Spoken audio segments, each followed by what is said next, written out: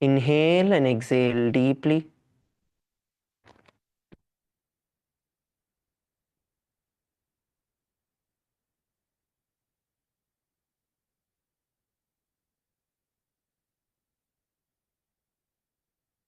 Inhale and exhale deeply.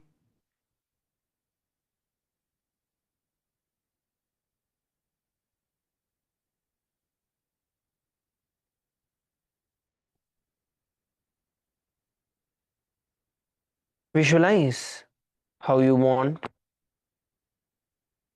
your entire day to be.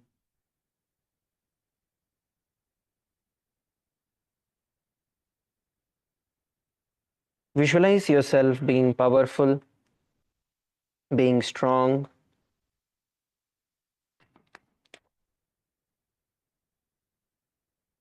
having a yogic body, manifesting Paramashiva, manifesting Swamiji in your life.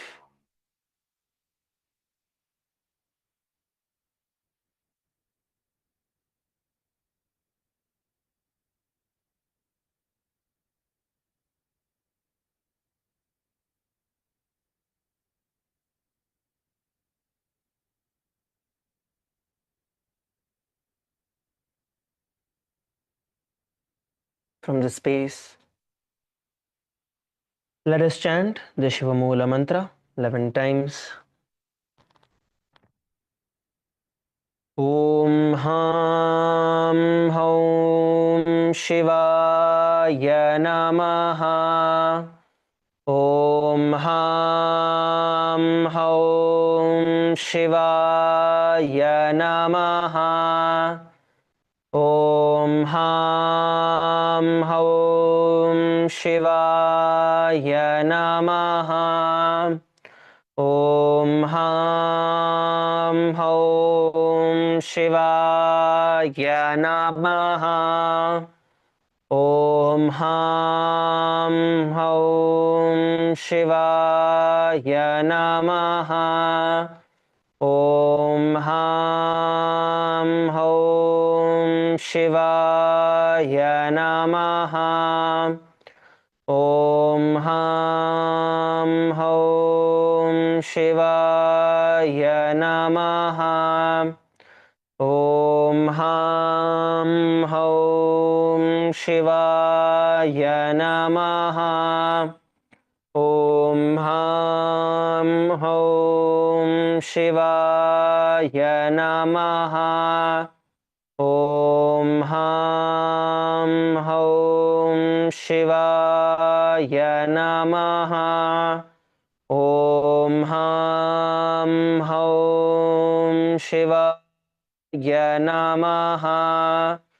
Om Ham Hom Shivaya Namaha.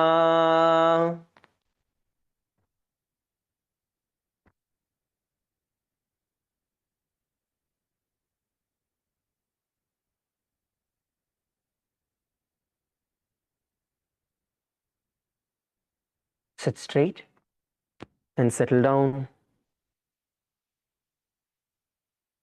Please take your Panchapatram and Uddar in your hands.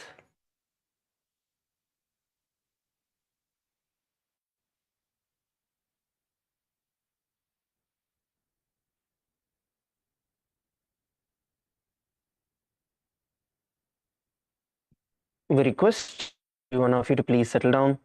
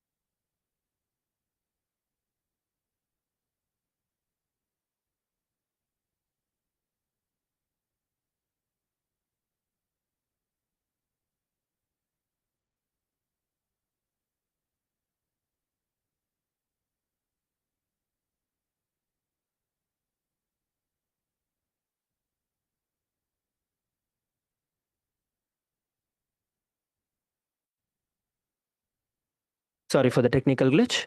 Let us now enter into the Tattvachamanam, the ritualistic cleansing process. Please take the Panchapatram and the Uddarni in your hands.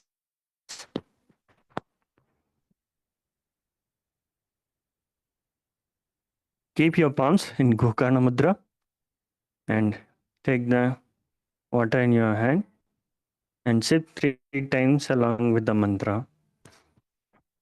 Om Atmatattvam Chodayami Svadha. Om Vidyatattvam Chodayami Svadha. Om Shivatattvam Chodayami Svadha. Now wash your hand. Now with your base of your thumb, wipe your lips twice from left to right along with the mantra. Om Ham Hridayaya Namaha. Wash your hand. Now with your index, middle and little ring finger, touch your upper lip and lower lip. Wash your hand.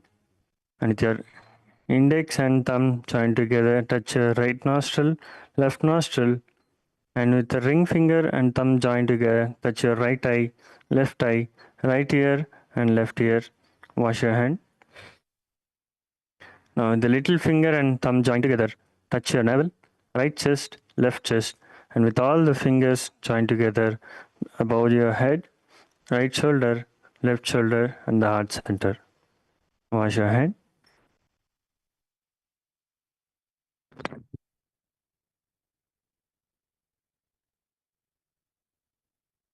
We are next going to be entering into the Sankalpa, which is the conscious resolution. Now, please place your Panchapatram and Uddarni aside. Please clasp your left hand with your right and place it on your right thigh. Let us now enter into the Sankalpa.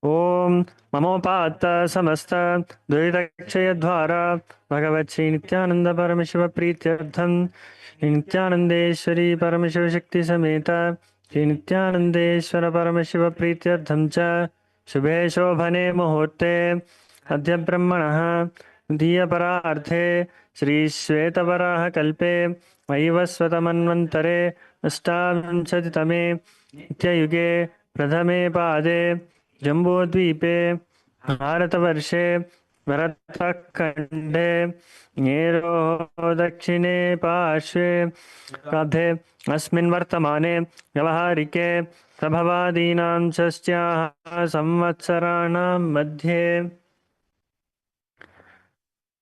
विश्ववसुनाम संवत्सरे दक्षिणायने लक्ष्मीवेङ्कटेश्वर ऋतौ शुभमासे शुभपक्षे शुभदितौ शुभवासरयुक्तायां शुभनक्षत्र शुभयोग शुभकरण एवं गुणविशेषणविशिष्टायाम् अस्यां शुभदितौ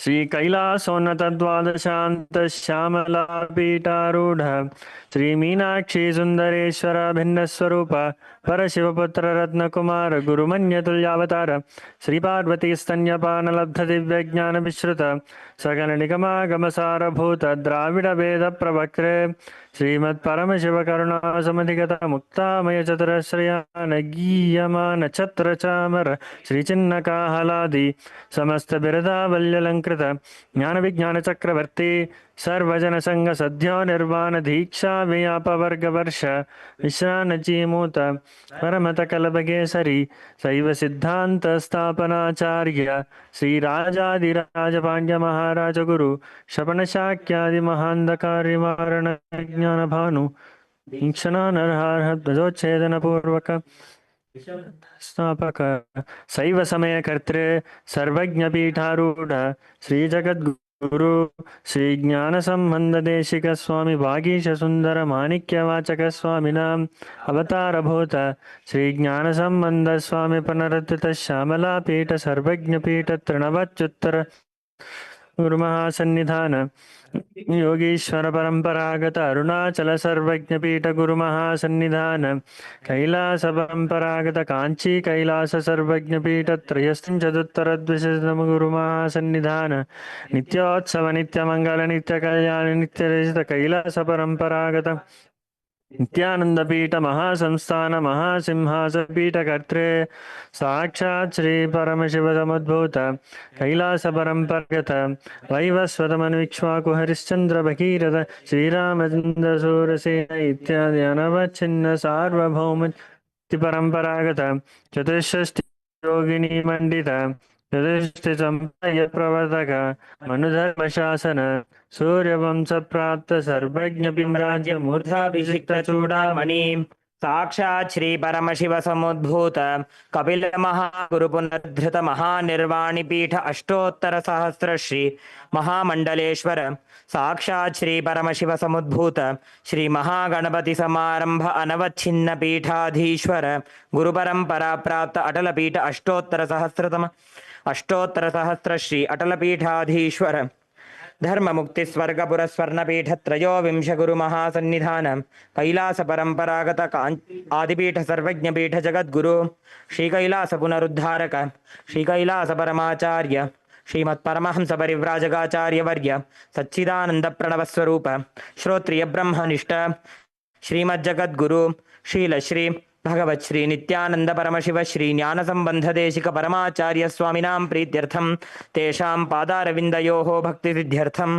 गुरुकृपा कटाक्ष सिद्ध्यर्थम क्षेमस्थैर्य वीर्य विजय आयुरारोग्य ऐश्वर्यानां अभिवृद्ध्यर्थम धर्मार्थ काम मोक्ष चतुर्विध फल पुरुषार्थ सिद्ध्यर्थम समस्त दुरितोपशान्त्यर्थम समस्त मंगल अवाप्त्यर्थम भगवत् श्री नित्यानंद परमशिव प्रसादेन सकुटुम्बस्य ज्ञान वैराग्य जीवन मुक्ति प्राप्त्यर्थम पूर्ण आरोग्य युक्त दृढ़गात्र यौगिक शरीर सिद्ध्यर्थम परमशिव शक्ति आविष्करणार्थम नित्यानंद योगाभ्यासं करिष्ये.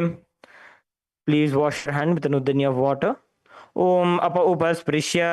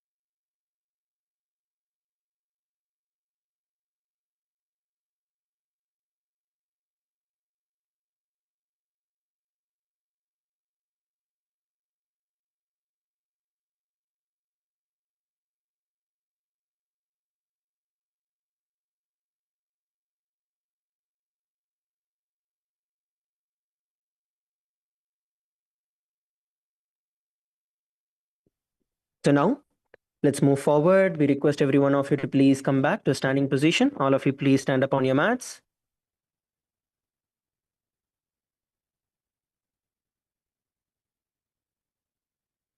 Please stand up on your mats.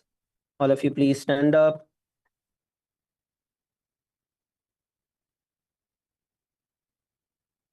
Now please rotate your head. We're going to start by rotating your neck. Please start rotating your neck.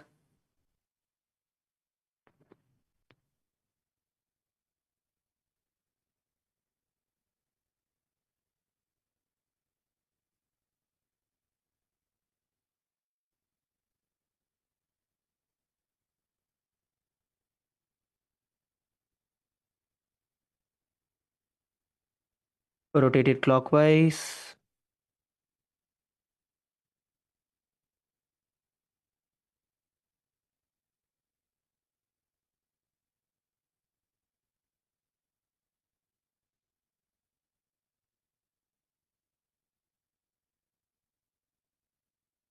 Rotate your hands.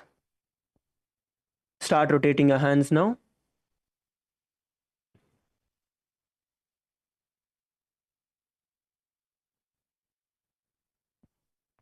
Please rotate your hands in the clockwise.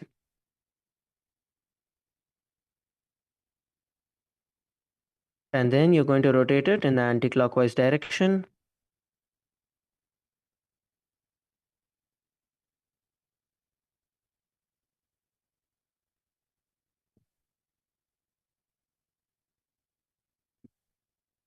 Now, bend your elbows and rotate your shoulders.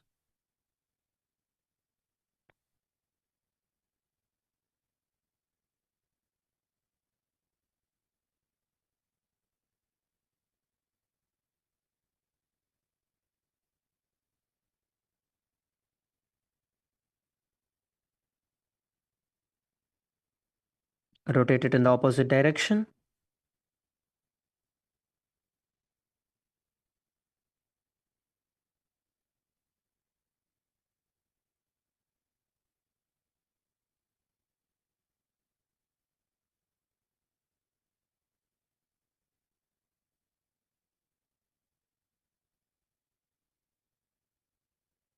Relax. Now start twisting your body from the left to right. Swing yourself to the left and right. Have a slight gap between your feet and swing yourself to the left and right.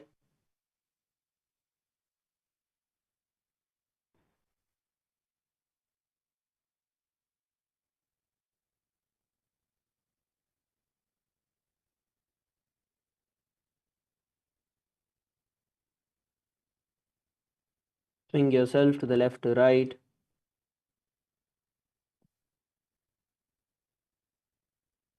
Come on, leave your body loose and swing further.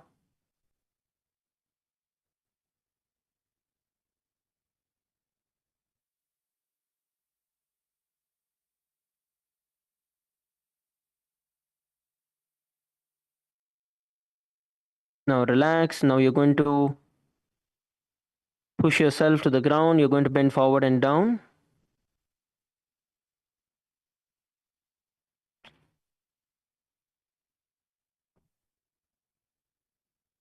Come on, bend forward and down, swinging yourself.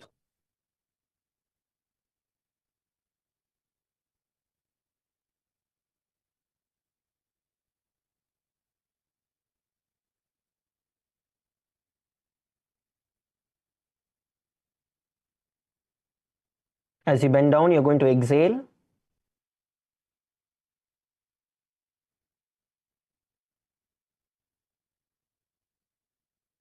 Push yourself to the ground and up.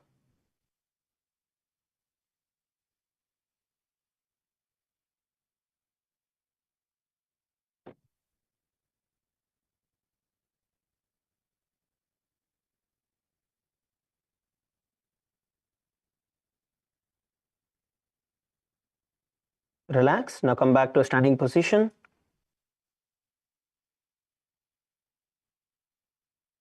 Now from here, we're going to rotate our wrist. Start off by rotating your wrist in the clockwise and then the anti-clockwise direction.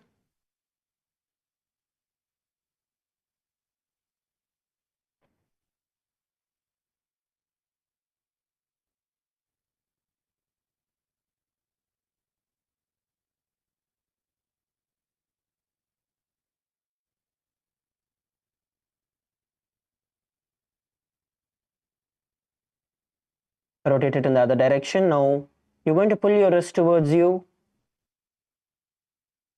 and then push it behind.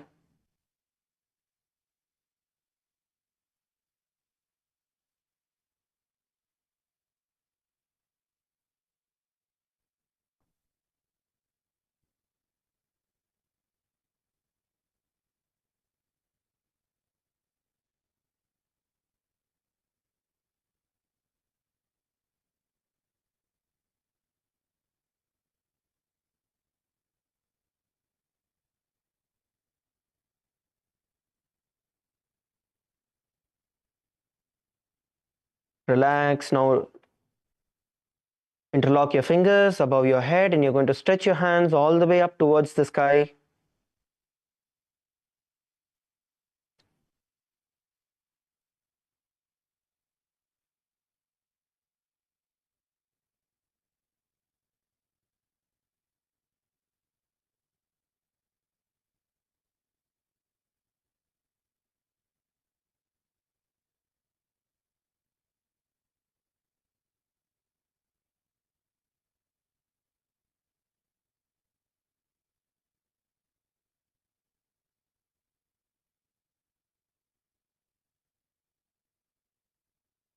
Now interlock your fingers behind your back and bend forward and down.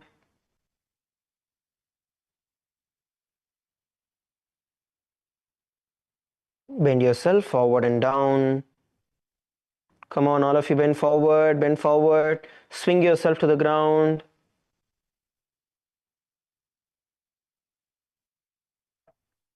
Swing yourself to the ground.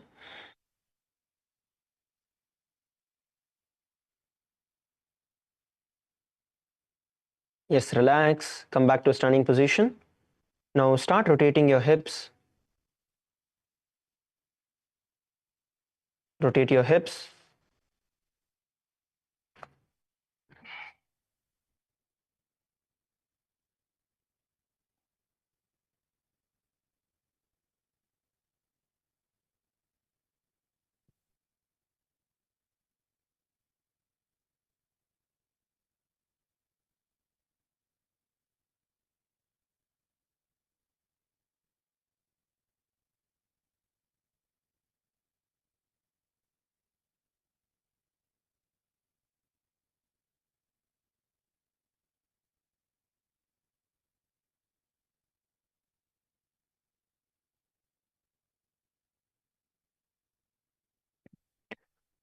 Next, we can go down to your knees and rotate your knees.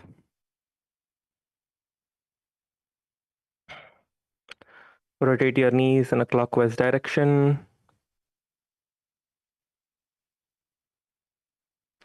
Then in an anti-clockwise direction.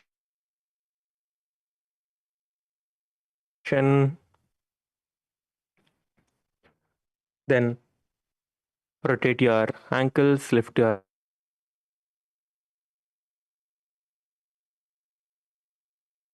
then in anti-clockwise direction. Then you can switch to the other leg.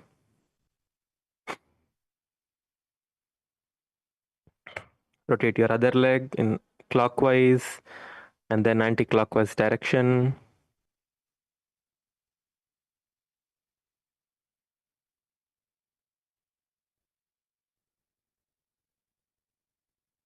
Yes. Now you can walk back and forth in your mat. Walk front and then walk back.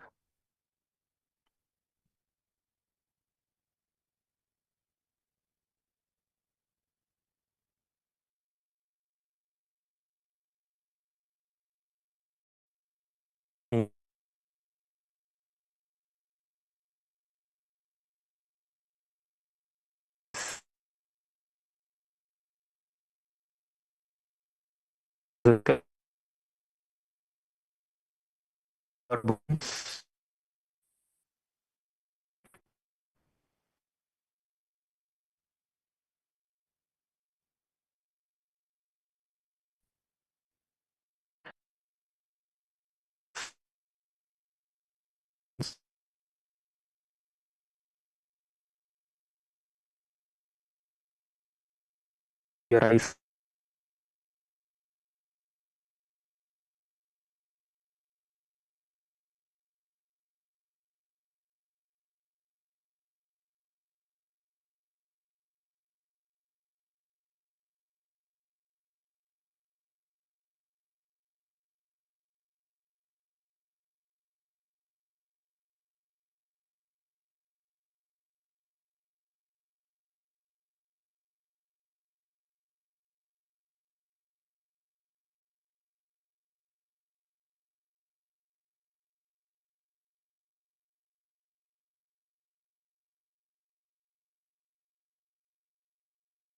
Let us now start the skeleton dance. Intensely start moving your hands, your legs, your entire body, your neck, your head. Move yourself in all directions.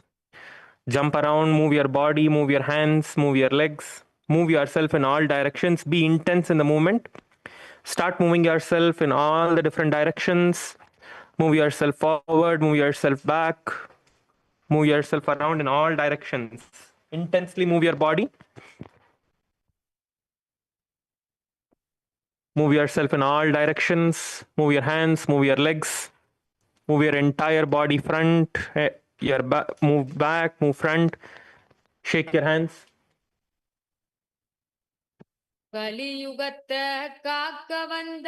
Intensely move your body around. Keep your eyes closed. Do not think about anything else. Just see your entire body as a bone, as a skeleton structure. And in that, with visualization, intensely move your body. Shake your body intensely and move yourself around. Just make sure that you're on your mat and do not move out of your mat. And intensely shake your body. Move your hands, move your legs.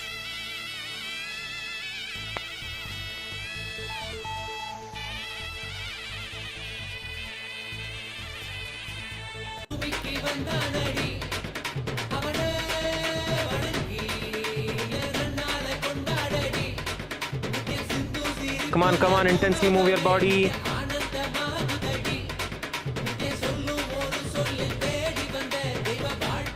Antigua male bodies, come on, intensely move around, move around. Move your body, move your hands up and down, move yourself in all directions. Move yourself in all different directions. Move your hands, move your legs. Move your hips, move your legs and move all around.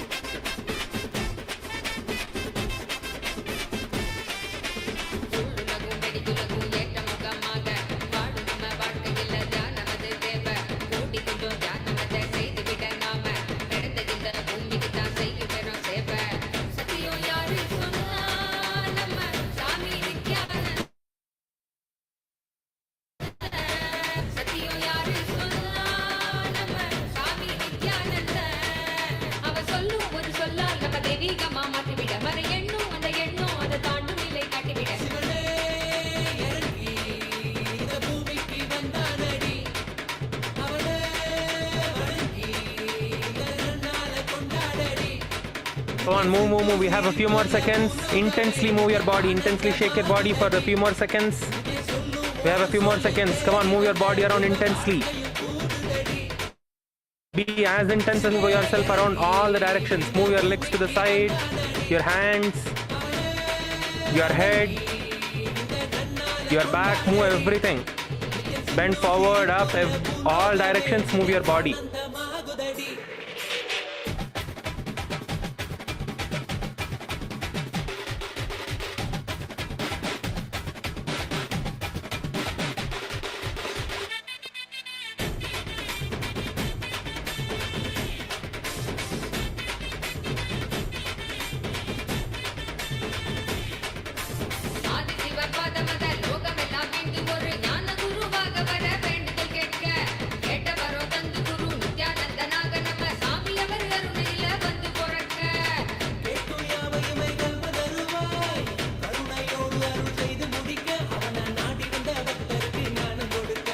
Yes. Now you can stand still on your mat. Stand still on your mat. Inhale and exhale. Have your hands by the sides of your hips.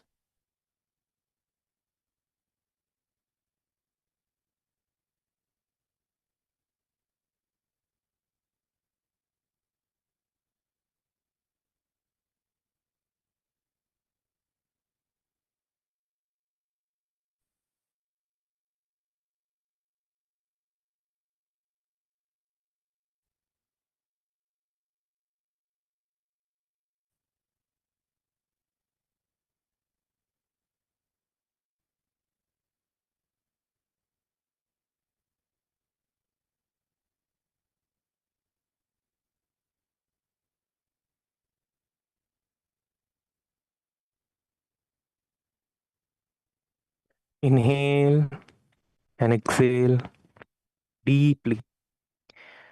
When you inhale, see that the breath is going all the way in and down towards your knees.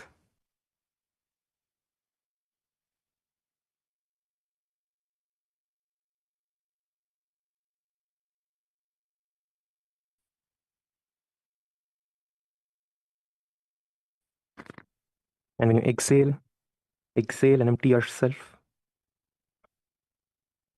Feel the energy coursing through your entire body. See the energy pulsating in your hands and your feet. Bring your awareness to your breath. Unclutch from all the other thoughts and keep your awareness on your breath.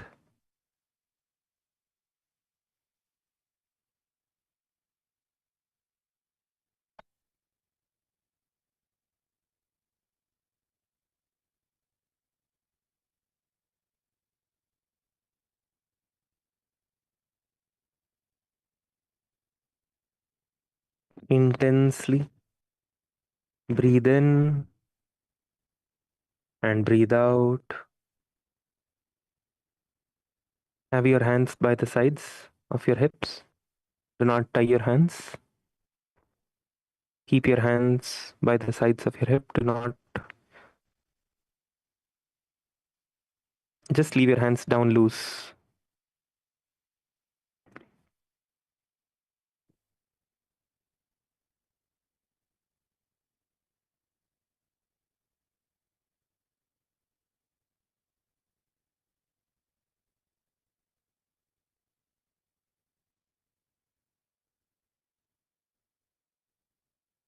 Yes.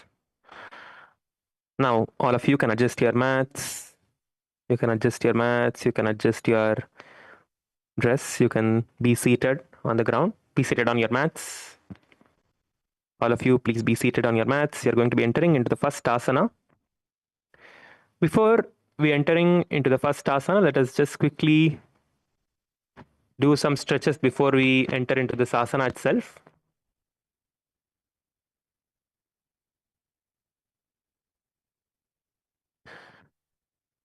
Now, stretch your left leg back and bend your right knee in front of you and place your right feet towards your left hip and be seated on the ground. All of you get into this position.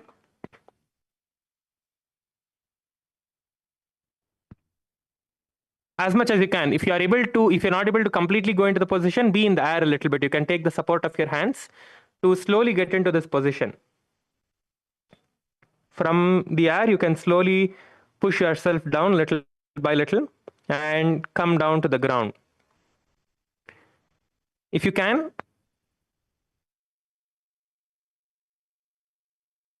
it's not from the side. Don't be on the side. Be on top of your hips. You are seated. You should be seated on your hips in the sasana.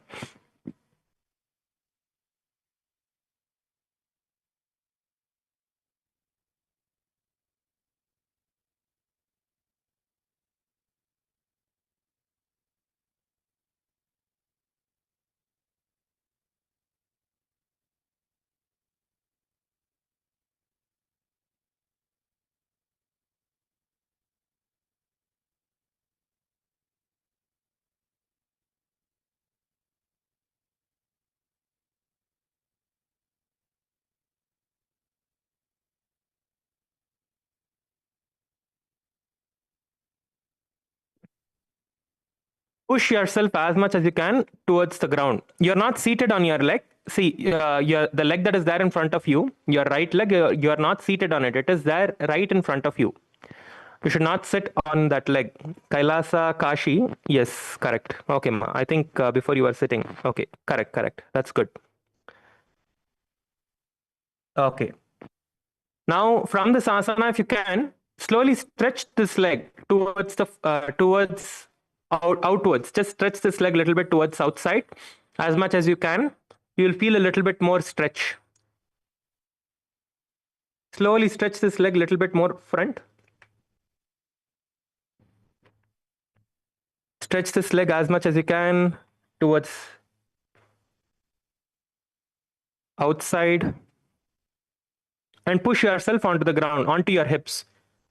Push yourself onto your hips. You can use your hands for support if you feel that you are feeling too much, it is stretching too much and it's uncomfortable. Just move yourself towards this side. Feel the stretch nicely.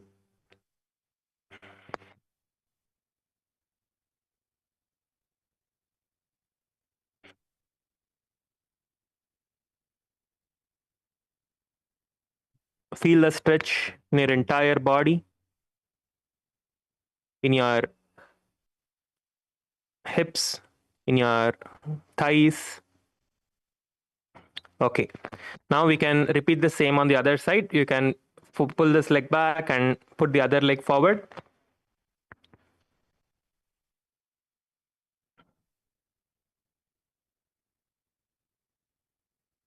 Put the other leg forward and let's stretch the other leg out now. Be seated on this. Be seated on your hips. Push yourself onto the hips. Do not be on the side. You are seated on top of your hips. Do not be on the side. Be seated on top.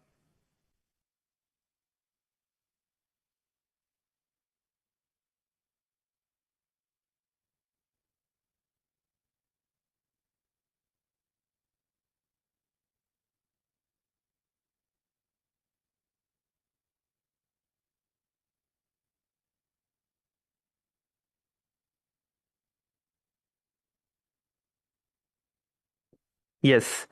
Now push yourself down to the ground. As much as you can, push yourself to the ground.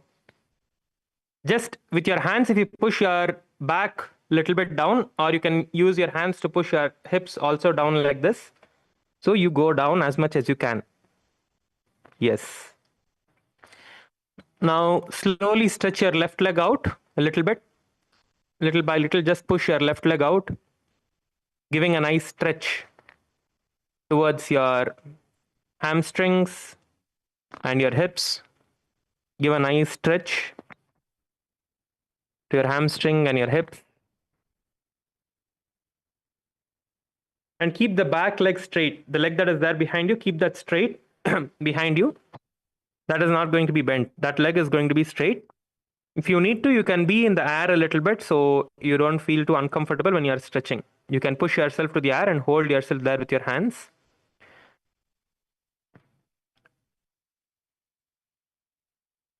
And push yourself to the ground to completely be seated as much as you can. Okay, good.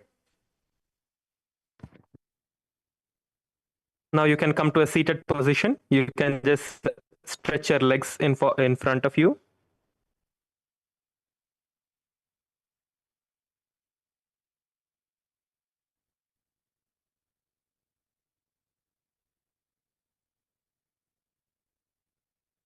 The next asana we are going to be performing is the Prasaritasana. So in the Prasaritasana, what we are going to be doing, this is the first asana for today. So all of you can first look at the screen. You can sit at the center of your mat facing sideways and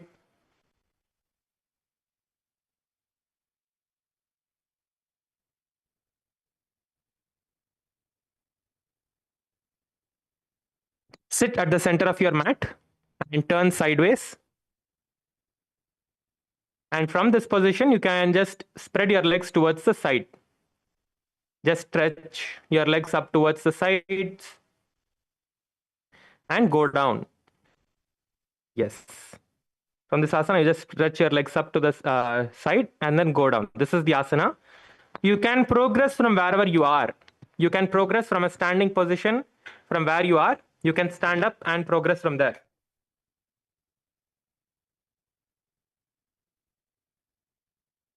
You can go up and you can progress from wherever you are as low as you can and hold there. Wherever you are comfortable, just hold there. You don't have to go all the way to the ground now immediately, but wherever you are comfortable, wherever you feel that slight pain,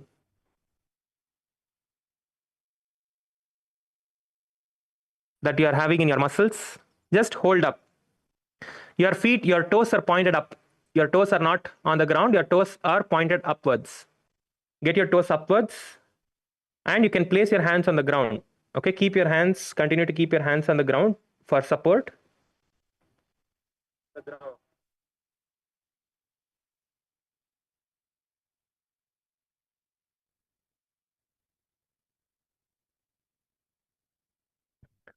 And go low as much as you can. Go as low as you can and hold wherever you can.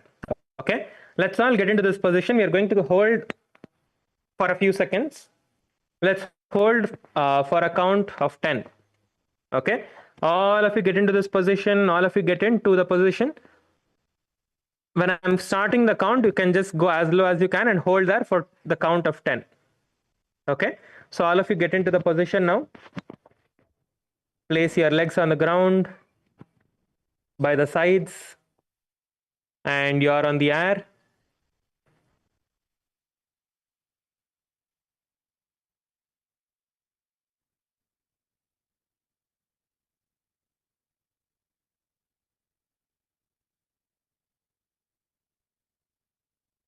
Yes, all of you get into the position now. We are going to start. On the count of 3, let's all hold in this position. Stretch and hold as much as you can. 3, 2, 1. Yes, start. 1, 2. Come on, all of you hold. Keep your legs stretched. 3, 4, 5, 6, 7, 8, 9, 10, 11.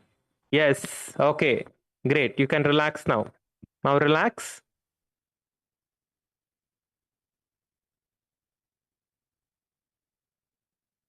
Yes, now you can relax. We are going to be performing this asana one more time after we are going to be performing the asana one more time after just stretching your legs out a little bit. Just relax your legs, shake your legs out a little bit. We're going to be performing this asana one more time. Okay, yes, great. Now let's perform the asana. All of you get into the position again. Stretch your legs out to the side. All of you stretch your legs out to the side. Put both of your legs to the side.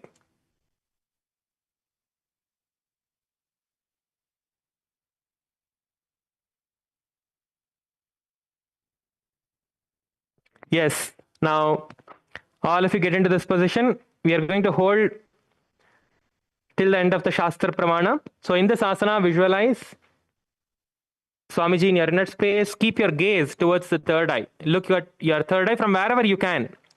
Whatever position you can hold at, hold in that position. Keep your gaze towards the third eye. Visualize Swamiji in your inner space. Mameghana, that is really good. Perform the Rechaka Kumbhaka. Exhale, hold your breath, and let the breath come back inside. In this asana, perform the Mula Bandha.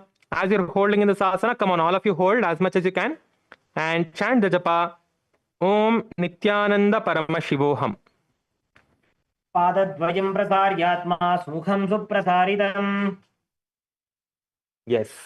Now you can come back to seated position and just stretch your legs out forward and relax your legs, relax your thighs. You can just shake your legs out. You can give some relaxation to your thighs and your hamstrings.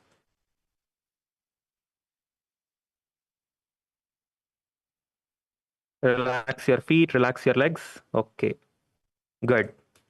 The next asana we are going to be performing is the Uttanapadasana. The next asana is the Uttanapadasana. So this is another asana where you're going to be doing the side splits. So again, get back into the same position. Put your legs out to the side and stretch yourself. Stretch your legs to the side. In this asana, In this asana, you're going to go down and come to the same position, but your hands are going to be in the Anjali Mudra in front of your heart center. Okay, you're going to hold your hands in the Anjali Mudra as your legs are stretched out to the side. But first, let us try to stretch your legs as much as you can. Okay, so the more and more you stretch your legs and practice, your body will become flexible and you're going to get this asana. So as you are feeling the stretch in your leg, inhale and exhale deeply. Do the Rechaka Kumbhaka. Exhale deeply. Hold your breath. When you put awareness on your breath, you will see that the pain. You will see that the pain starts dissolving. The pain starts going down.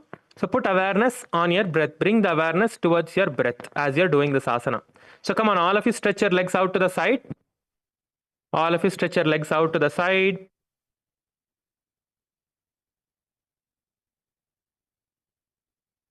Stretch your legs out to the side. Come on, all of you perform the asana. Stretch your legs out to the side. And whichever position you are seated in, get your hands into the Anjali Mudra in front of your heart center. Just keep your hands folded in front of your heart center in the Anjali Mudra. Yes. I see many of you are almost doing it. That's nice. That's really good.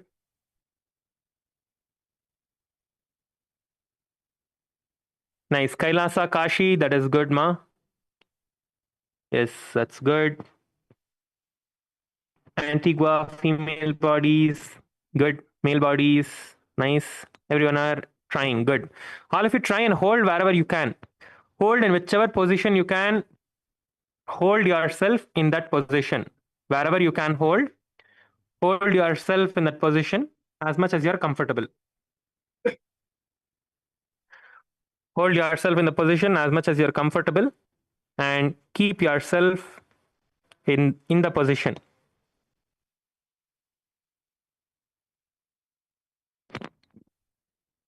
In this asana, keep your gaze forward. Gaze forward in this asana. Visualize Swamiji in your inner space. See, do not sit in a very comfortable position. You should be feeling the stretch a little bit. So pull your legs as much as you can and sit in that position. You should not be very comfortable that you're just able to simply sit there, but little bit. If you're not fully in the asana, you should feel a little bit of stretch. So push your legs into that kind of a position where you're able to feel a little bit of stretch.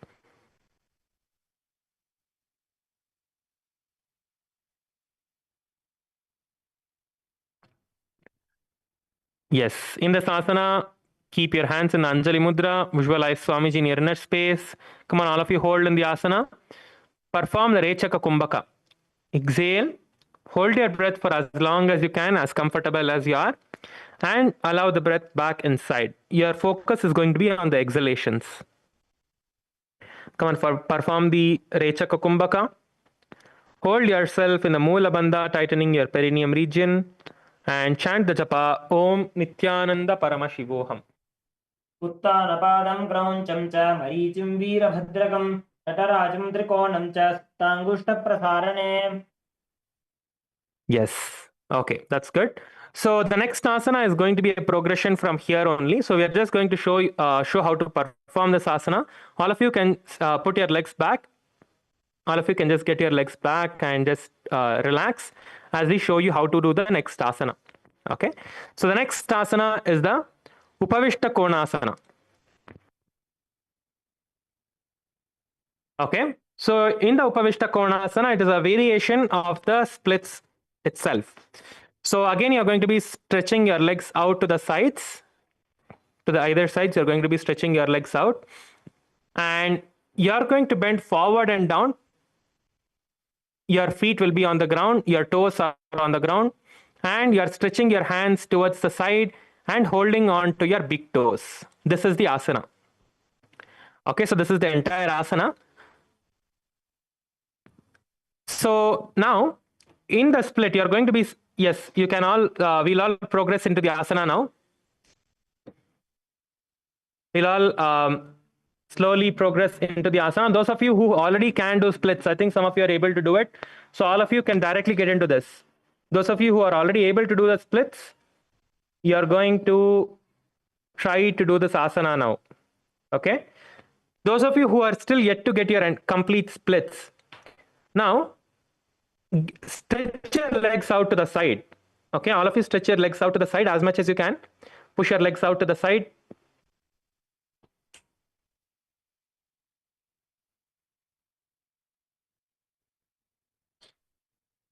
Stretch your legs out to the side and sit down, be seated.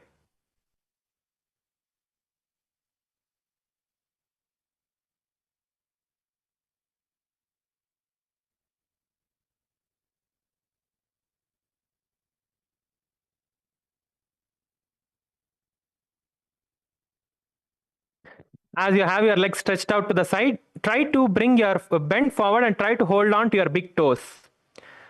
Try to hold on to the big toes from whichever position you are. Even though you're not able to hold in the complete asana, try to hold on.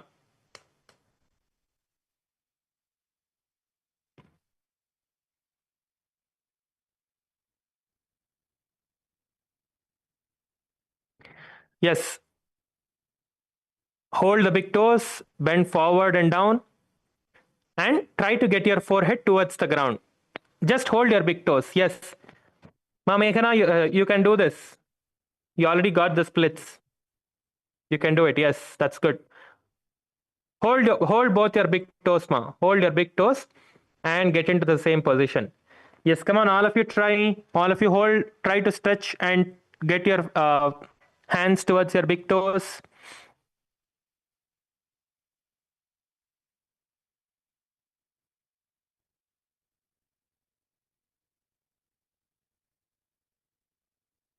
Yes. Come on, all of you perform this asana. Try to stretch your hands and hold on to the big toes of both of your legs. And you can slowly rock yourself up and down so you go closer to the ground. Slowly move up and down so you try to reach the ground. Slowly rock up and down and try to reach the ground in front of you. Try to get your forehead towards the ground in front of you. Come on. Move up and down and try to get your forehead towards the ground.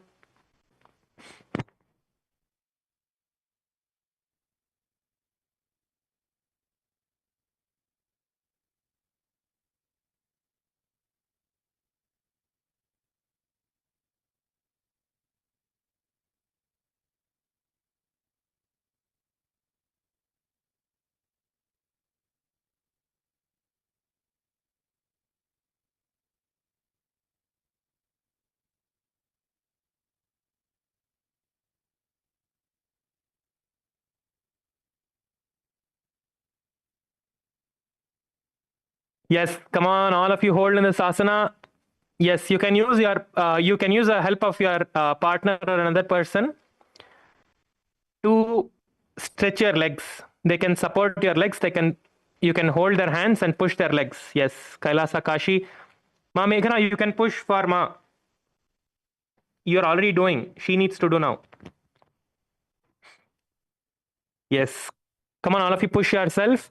Let us now, in this asana, keep your gaze towards your nose. Visualize Swamiji in your inner space. Perform the Rechaka Kumbhaka. Exhale, hold your breath, and inhale back. When you can't hold your breath, exhale anymore. Perform the Moola Bandha and chant the japa Om Nithyananda Paramashivoham. सप्तचक्रक्षालनाय वृक्षासनविशेषकाञ्चननेन्द्रियदार्ढ्य कोणभेदान् समभ्यसेत्. Yes, all of you can now get your legs back together. All of you can get your legs back together. Relax your feet, just move your legs around and relax your feet, relax your thighs, your hamstrings, your calf. Relax your entire body.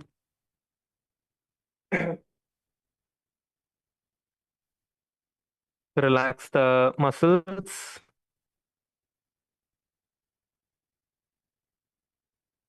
Yes. Okay. We are now going to be entering into the next asana sequence. So just move your legs around and relax quickly. Relax your entire legs and your hips. Wherever you feel the strain, just move that part a little bit and relax that part.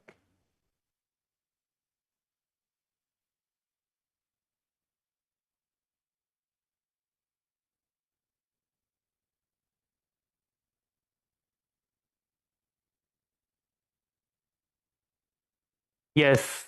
Okay. So now let us start with the next asana. So have your legs stretched in front of you. Place your legs stretched in front of you. We are going to be performing the Dhanurasana 3.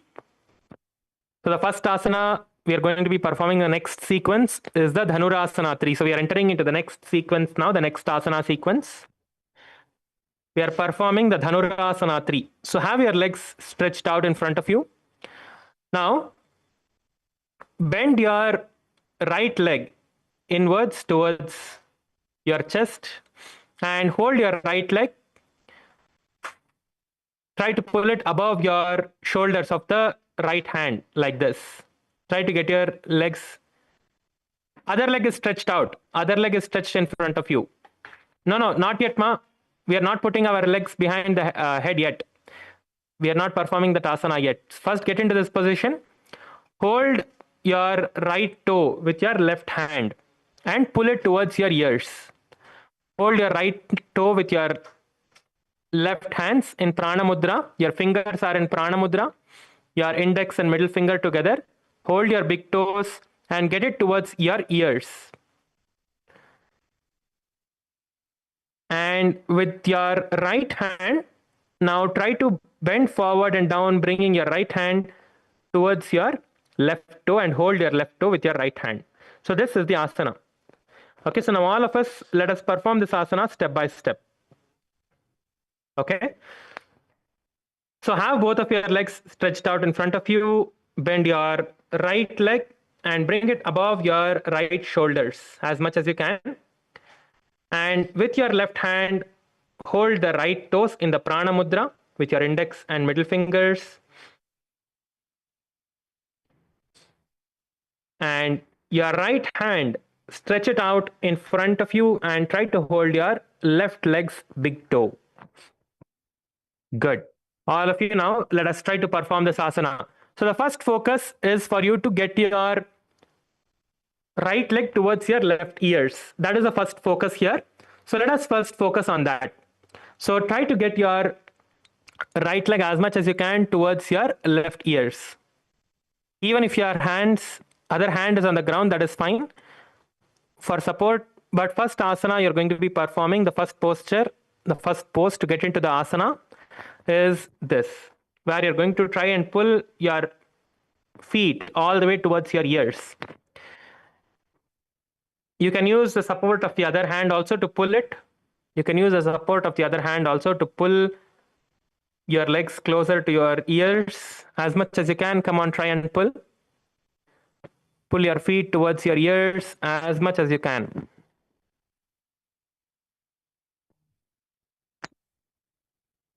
Use your hands and pull your feet towards your ears as much as you can. Try and pull your feet towards your ears more.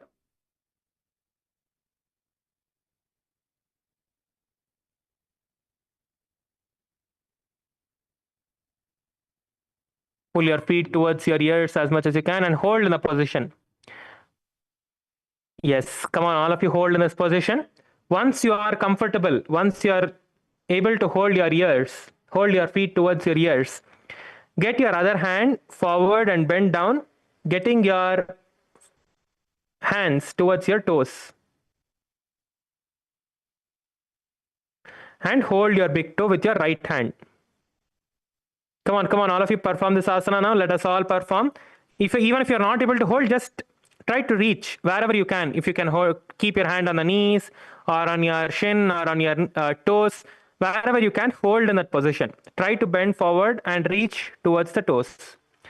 Yes, that's good. Manojaya, that is good, Aya. Yes, try to pull your feet more towards the ears, Aya.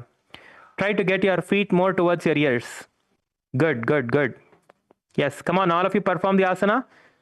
All of you perform the asana. In this asana, keep your gaze forward. Visualize yourself as the bow of Paramashiva. Visualize yourself as the Pinaka bow, Paramashiva's bow. All of you get into the asana now. Let us now perform the Pratyahara Kumbhaka as you are performing this asana.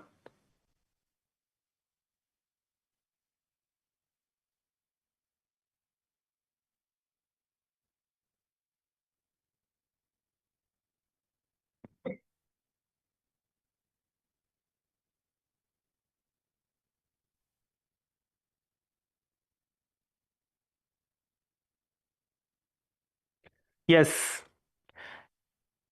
Now, lock yourself into the Moola Bandha and chant the japa Om Nithyananda Paramashivoham. Continue to hold in this asana. Come on, all of you hold. पादाङ्गुष्टौ पाणिभ्यां गृहीत्वा श्रवणावधि धनुराकर्षणं कृत्वा धनुरासनमुच्यते. Yes. Now, stretch the leg forward and you're going to be seated in the same position.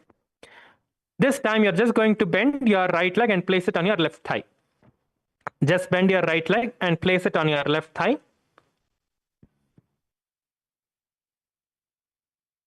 And your palms, you can just rest it on one another on top of your shin. Just place your hands, resting your hands on one another, placing it on your leg, on your calf. Yes, come on, all of you perform this asana now. This is the Virasana 3, the third variation of the Virasana we are performing now. All of you get your hands and rest the palms on one another and place it on top of your feet.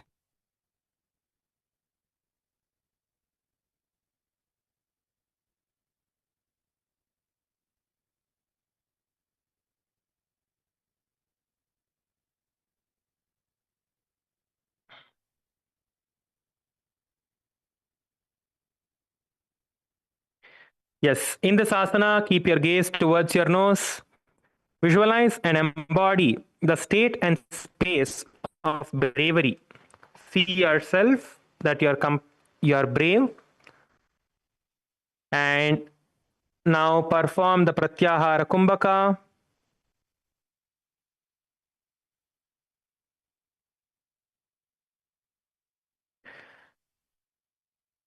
The Pratyahara Kumbhaka is where you concentrate on the breath on one side of your nostril alone. On the right side, you just focus that you're inhaling the breath on your from the right nostril. You're not using your hands, but using your awareness and your consciousness, you're going to concentrate and bring your awareness to inhaling just from one side, one nostril alone.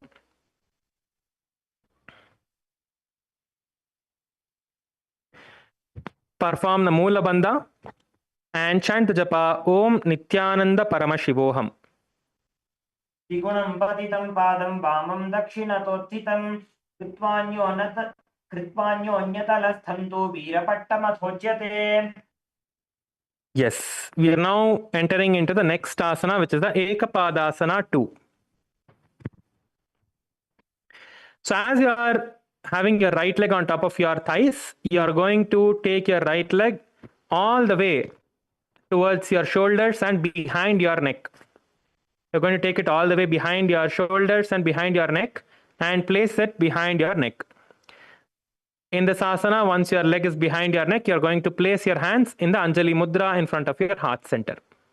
So this is the Akapadasana 2. So let us all perform this progressively, step by step. So as your legs are stretched out in front of you, you can use both of your hands and try to pull your legs as close as you can towards your chest. Get your hands and pull your leg as close as possible towards your chest.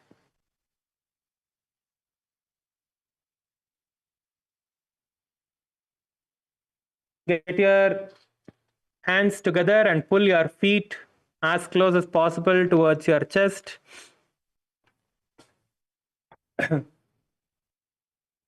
Yes, come on, hold in this asana. Hold in this position as close as you can. If you can, put it behind your head. That is good. And then you can get it closer to your ears. Once you have gotten it towards your chest, if that is okay, then try to get it towards your ears. Try to get your feet closer towards your ears. Yes, Manoj Ayya, that is amazing. Manoj Salwar Ayya, that is amazing. Nice. Hold in the position, Ayya. That's good. Yes, come on. Ma Mahabala, that is nice. Great, Ma. Hold in the position, all of you. Wherever you are comfortable, hold there. Whichever posture you're comfortable, hold in that posture. You can use your hands to hold your legs, and wherever you're comfortable, you can keep yourself there. And if you need support, if you feel that okay, if someone can push your legs behind your neck, then you will be able to completely get into it. Then you can ask the support of another person.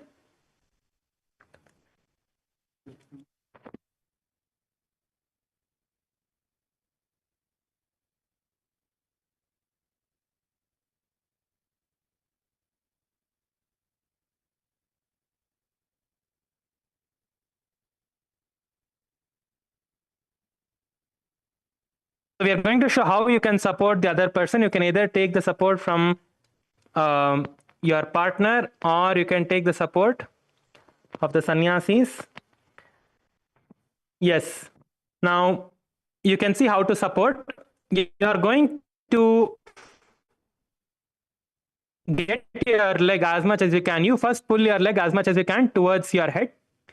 And once you do that, then the partner is going to place their knees by your back, and just gently pull your leg behind your neck like this. Yes.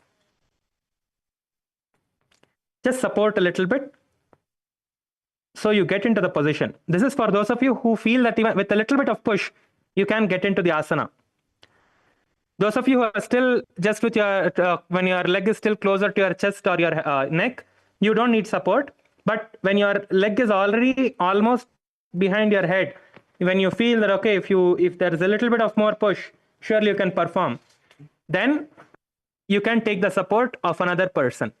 Yes, come on. All of you perform the asana. Come on, all of you get into the asana. Those of you who are supporting, be very gentle. Make sure that the other person is comfortable when you are pulling the legs.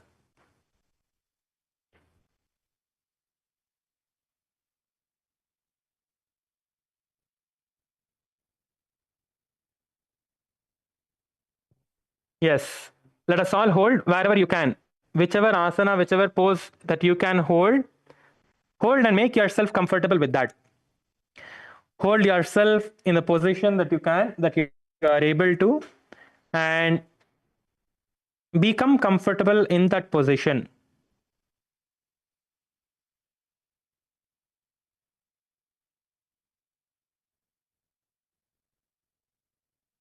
You can also rock your feet. By holding your feet, you can move your feet around like this. You can do this. That will help you to stretch your hips out more. You can hold your legs. If you are not yet able to get it behind your head, you can hold your legs closer to your chest. You need to pull it towards your chest and then do, not just leave it loose. You need to pull it as close as you can towards your chest, and from that position, rock your legs to the right and left.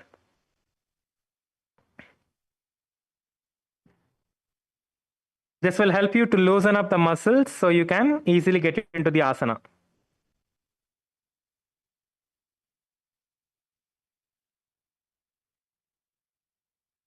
Yes, good. In this asana, keep your gaze towards your third eye. Visualize Swamiji in your inner space. Perform the Pratyahara Kumbhaka. Yes, come on, all of you hold in the position that you can. Do the Moola Bandha and chant the japa Om Nithyananda Paramashivoham. एकं पादमथो कण्ठे उत्थापीकं च दण्डवत् करौ सम्पुटितौ कृत्वा एकपादं तदुच्यते. Yes, you can just relax your legs. You can just move your legs around a little bit and relax your hips. Yes, all of you did a really good job. All of you did a great job. We'll now enter into the next asana.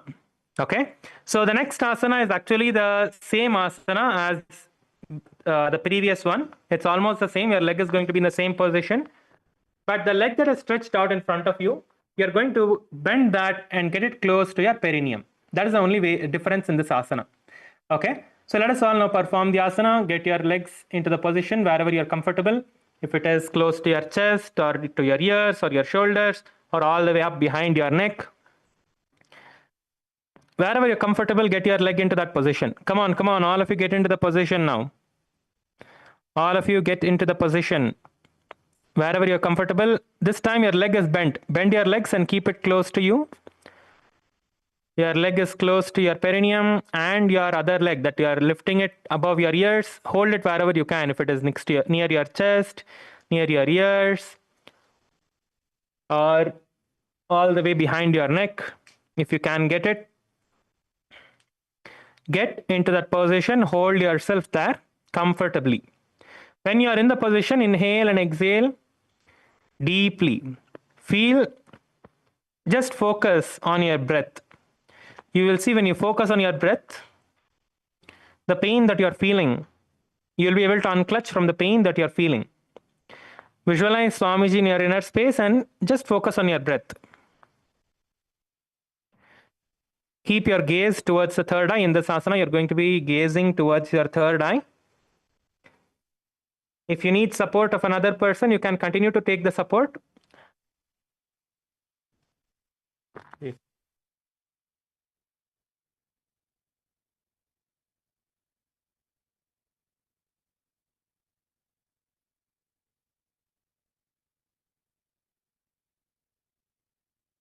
Yes, this is the Vama Pada sharasana. Come on, all of you perform the asana now. Get your legs as close as you can towards your ears and then pull it all the way behind your neck. Yes, as your partner is holding your leg, you can actually get your hands into the Anjali Mudra in front of you. Yes.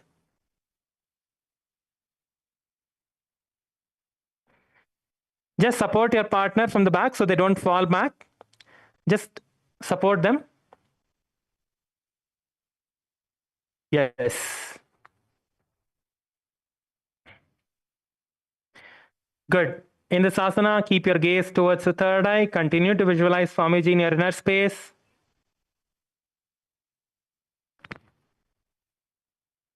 Do the Pratyahara, Kumbhaka, Mula Bandha, and chant the japa Om Nithyananda Paramashivoham. Come on, all of you hold in a position now and chant the japa. Desine Davopagamata Uparachadava Devamapada Sharasana Kaheva Yache. Yes. So the next asana, first all of you look at how to perform this. This is the Akapadasana. Meanwhile, you can just relax your feet. You can move your feet around just to relax your feet.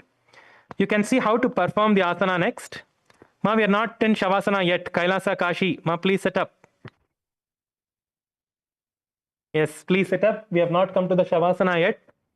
We still have some time. So all of you look at the screen how to perform the Akapada mayurasana. So now we are going to enter into the Akapada mayurasana.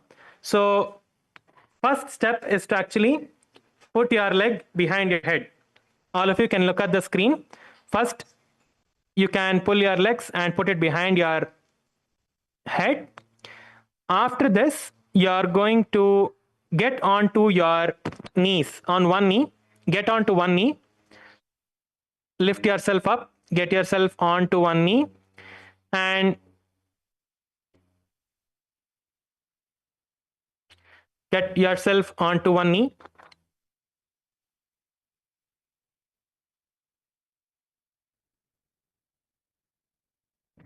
So once you get on top of your knees, lift yourself up and get your elbows towards your navel.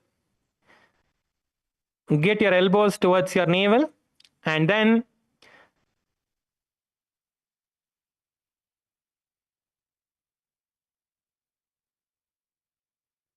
get your elbows towards your navel and lean forward and lift your legs up. So this is the entire asana. Okay, so we are going to be progressing into this asana. So those of you who are able to put your legs behind your neck, I think many of you are able to do it, right? Mahabala can surely do it, Manojaya can do it, so many of you can already do it. That's great. So those of you who cannot do, we will progress. We will try to do it as much as you can. Okay, so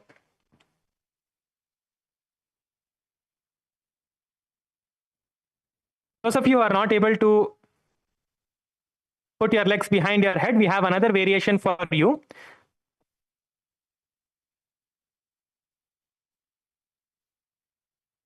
So those of you who are not able to do, first look at the screen. You can do this variation. Okay, so your leg, you're going to have your leg, one leg stretched in front of you like this, the other leg behind you. Okay, and get your hand all the way as much as you can below your shoulder. Sorry, below your leg, means get your leg behind your shoulder, and place both your hands by your navel, your elbows by your navel, and push yourself, lean forward and lift the leg that is there behind you. Try to lift that leg up. It's okay even if it doesn't go up, but just try to lift that up as much as you can. Like, push that leg up. Hold in this position. All of you hold in this position. Those of you who are yet to get this asana, try to go down as much as you can. Ma Meghana, come on, you can already put your leg behind your head, right? So put your leg behind your head and you can do this asana completely. You can perform the full asana. Yes. Yes, Ma Mahabala, great. Now slowly lift yourself up, Ma. Place your hands.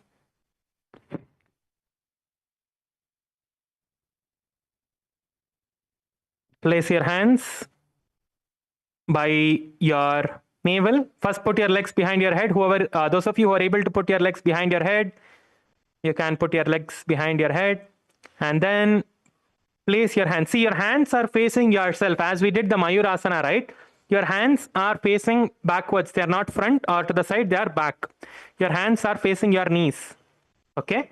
And then get your elbows towards your stomach. Get your elbows towards your stomach. Lean forward and lift off. Yes. This is the Akapada mayurasana. Okay, that is good. Let us all perform this asana now. Whichever position you can hold in that position. Visualize yourself as a peacock. Visualize yourself as a peacock in this asana. Wherever you can hold in that position. Visualize yourself as a peacock. Do the Pratyahara Kumbhaka, Moola Bandha, and chant the japa Om Nithyananda Paramashivoham. Kanthe padam prasargikam ekapadam mayurake. Okay, yes. Now you can relax your feet and again be seated. Just shake your legs out a little bit. Yes, Ma Mahabala, you can try. Good, good, good.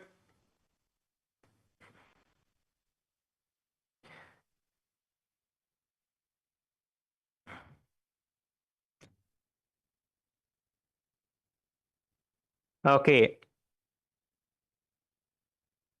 Let us now enter into the next asana. We will be entering into the next asana now. So all of you can be seated and stretch your legs out and just relax your feet. So the next asana is the Suptikramasana.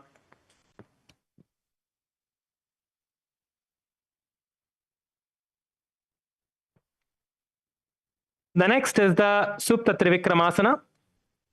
So as you are lying down, you are going to first lie down in this asana. Lie down and pull your right leg. If you did with your right leg, pull your right leg and put it all the way behind your head. This is the asana, but if you can get it close to your neck or close to your shoulders, you can get it all there. So with one hand, you are going to be holding your feet and the other hand is resting by the side, as you can see in the screen. This is how you do the asana. Come on, let us all perform the asana now. All of you get into the asana.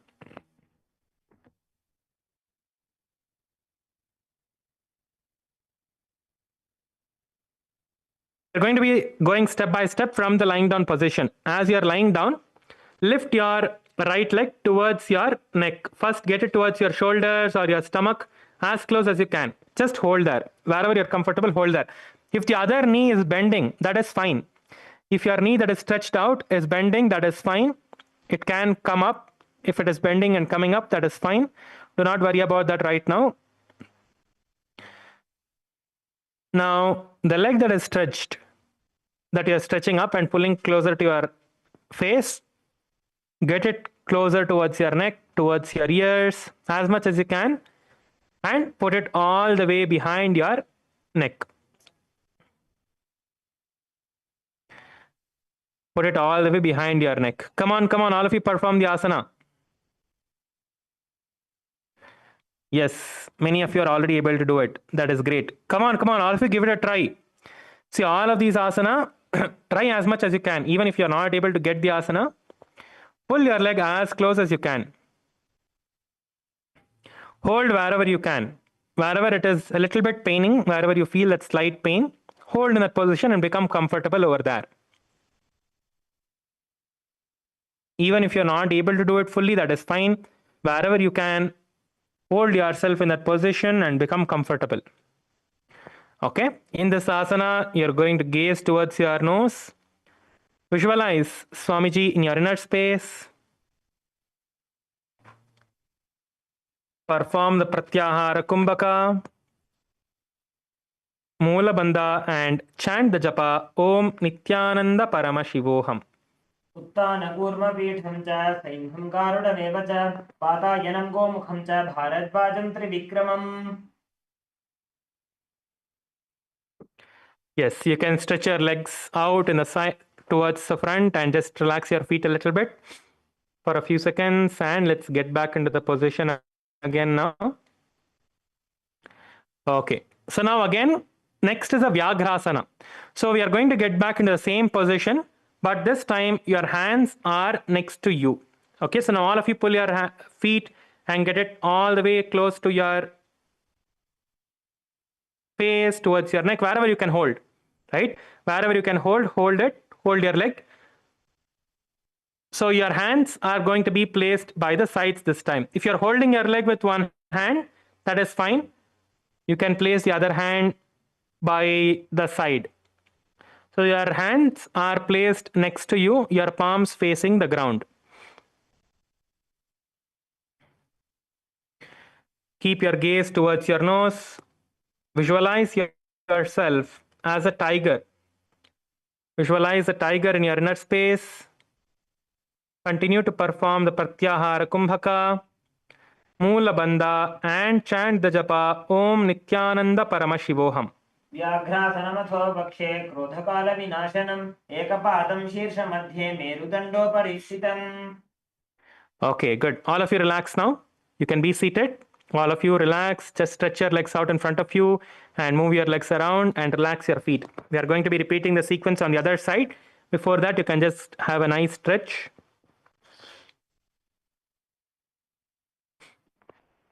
You can have a nice stretch with your legs.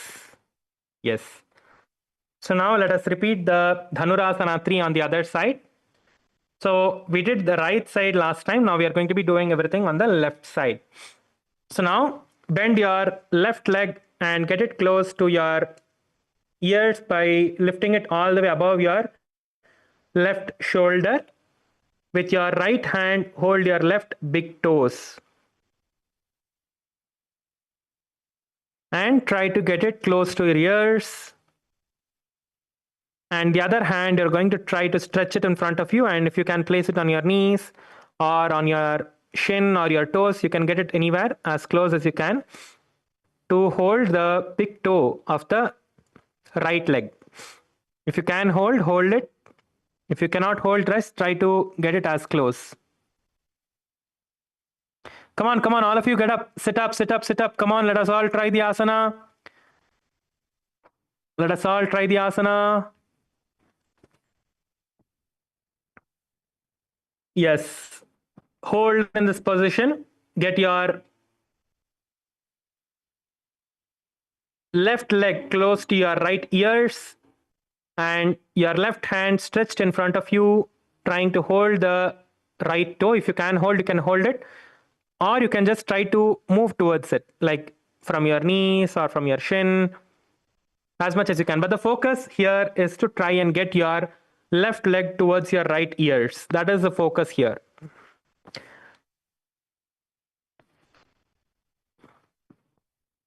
Yes. In this asana, all of you, as you're holding in this asana, keep your gaze forward. Visualize yourself as Paramashiva's bow, the Pinaka bow. Visualize yourself as the divine bow of Paramashiva. Perform the Pratyahara Kumbhaka, Moola Bandha, and chant the japa Om Nithyananda Paramashivoham. पादाङ्गुष्ठौ तु पाणिभ्यां गृहीत्वा श्रवणावधि धनुराकर्षणं कृत्वा धनुरासनमुच्यते. Yes, the next asana we are going to be performing is the Virasana 3. Okay, so once you can relax your legs now, you can get it onto the ground. You are going to just, from the legs as it's stretched out, you're just going to bend the left leg and place it on your right thigh.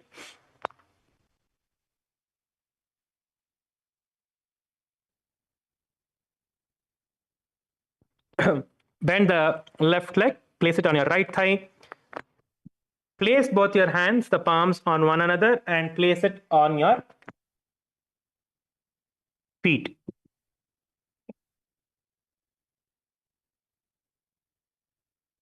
In the asana, keep your gaze towards your nose. Visualize and embody that state and space of bravery. Do the Pratyahara Kumbhaka, Moola Bandha, and chant the japa Om Nithyananda Paramashivoham. त्रिगुणं पतितं पादं वामं दक्षिणथोत्थितं कृत्वान्योन्यतरत्सन्तो वीरपट्टमथोच्यते. Yes, now we are entering into the Akapadasana on the other side. Yes, come on. As your legs are on your thighs now, use your hands to get it as up as you can towards your chest, towards your shoulders, towards your neck, as close as you can, and get it behind your head. This is the last asana for today.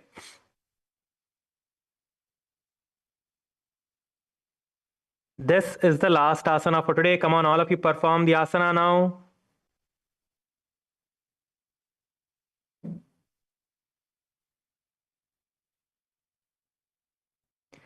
Try to get your legs as close as possible towards you.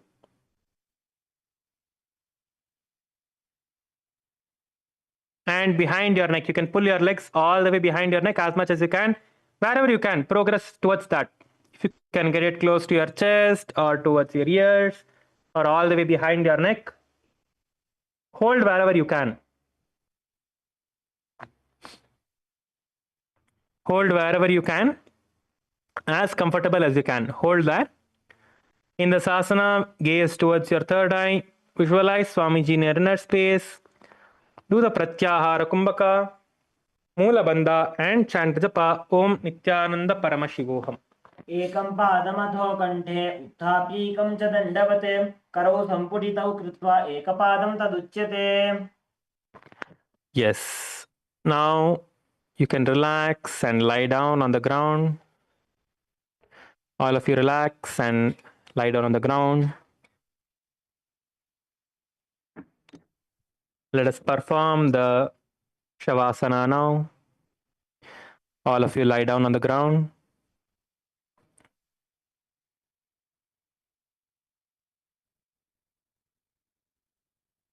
Your hands by the sides. Place your hands by the sides of your body, of your hips.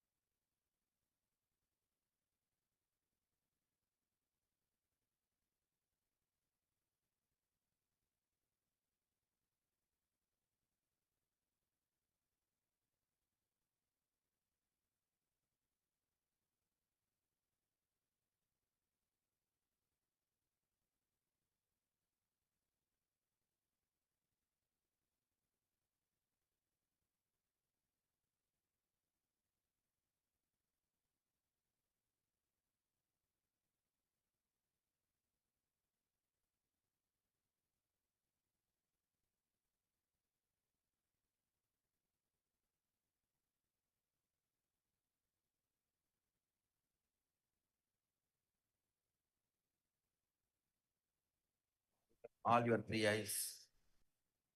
Manifest powers of Mahasudashiva. Om Nithyananda Paramashivoham. Om Nithyananda Paramashivoham. Om Nithyananda Paramashivoham. Om Nithyananda From the Swadhisthana Chakra. Shivoham. Om Nithyananda Paramashivoham. Towards the Manipuraka Chakra.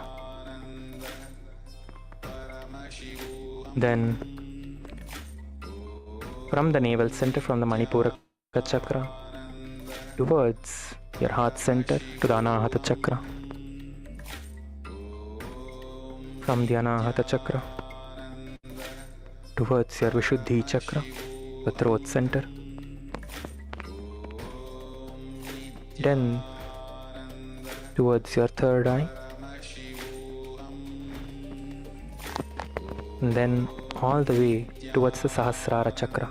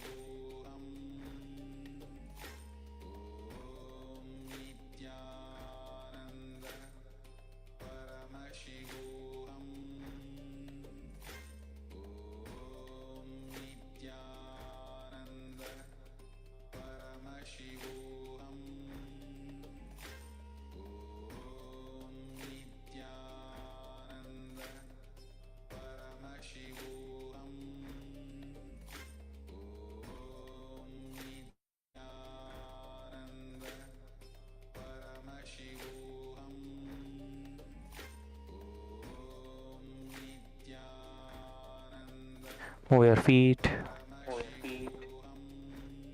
Move your hands. Move your legs. Move your shoulders. Move your entire body. Bring your legs towards your chest. Hug your knees and move side to side.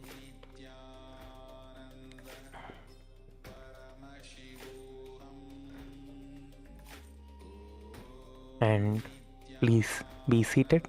Please sit up.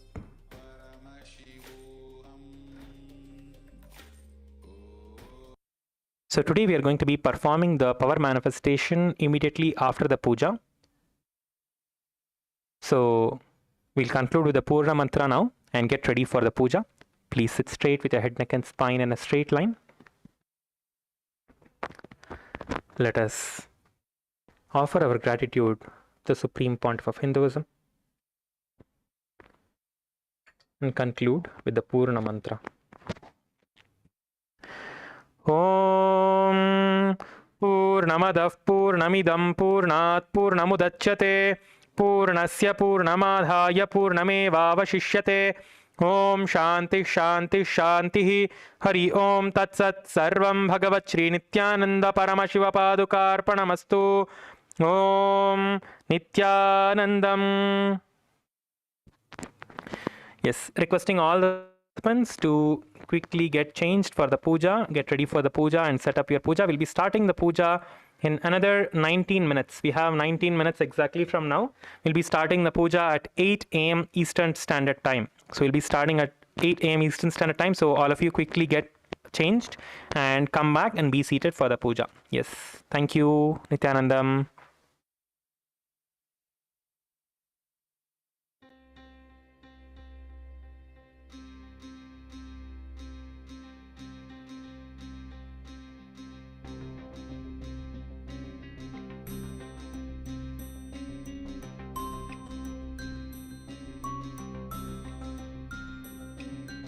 ஐயே அதிசுலபம் ஆன்மவித்தை ஐயே அதிசுலபம்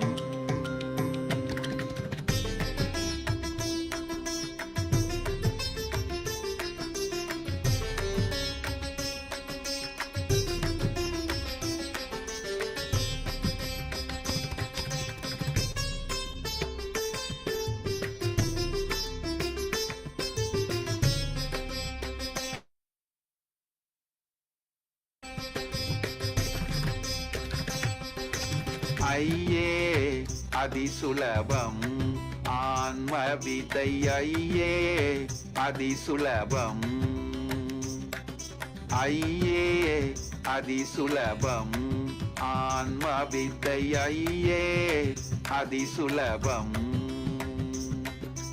நொய்யார் தமக்கு முழந்தையா மலக்க கனி பொய்யாயொழிய மிகு மெய்யாயுளதான்மா ஐயே அதிசுலபம் ஆன்மவித்தை ஐயே அதிசுலபம்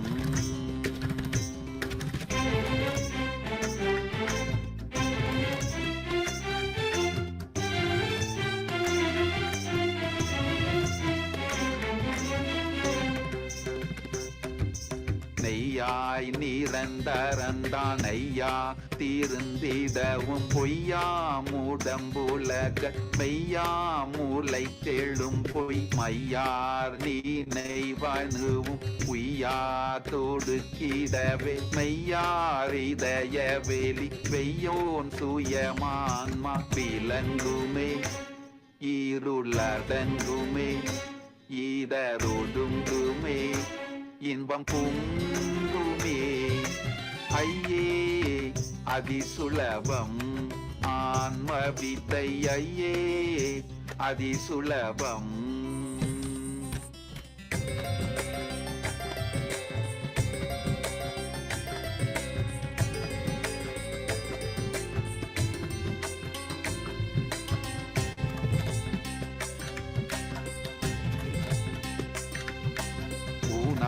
நாருடல் இதுவே நானாமெனும் நினைவே நானா நினைவுகள் சேர் ஊனாரேனும் அதனால் நானாரிடமேதென்று போனால் நினைவுகள் போய் நானான நற்குகையுள் தானாய் திகழும் ஆன்ம ஞானமே இதுவே மோனமே ஏகவானமே இன்பத்தானமே ஐயே அதிசுலபம் ஆன்ம வித்தை ஐயே அதிசுலபம்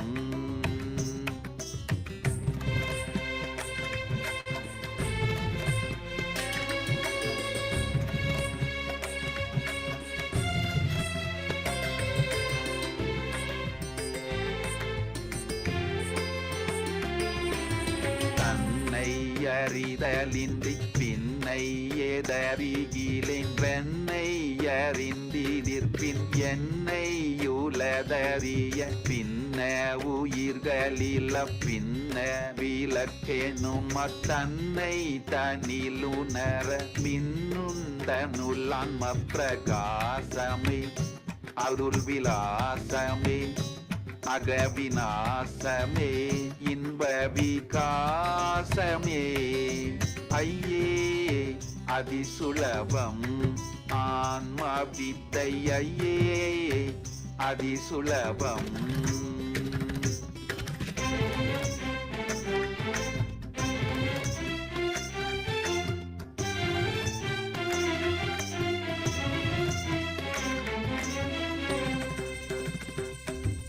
கண்மாதி கட்ட விழ ஜென்மாதி நட்ட மேள எம்மார்கமதனினும் இம்மார்க்கம் மிக்கெளிது சொன்மானதனுவின் கண்மாதி சிறிதின்றி சும்மாவமர்ந்திருக்க அம்மாவகத்தில் ஆன்ம சோதியே நீதானுபூதியே ஈராது பீதியே இன்பவம் போதியே ஐயே அதிசுலபம் ஆன்ம வித்தை ஐயே அதிசுலபம்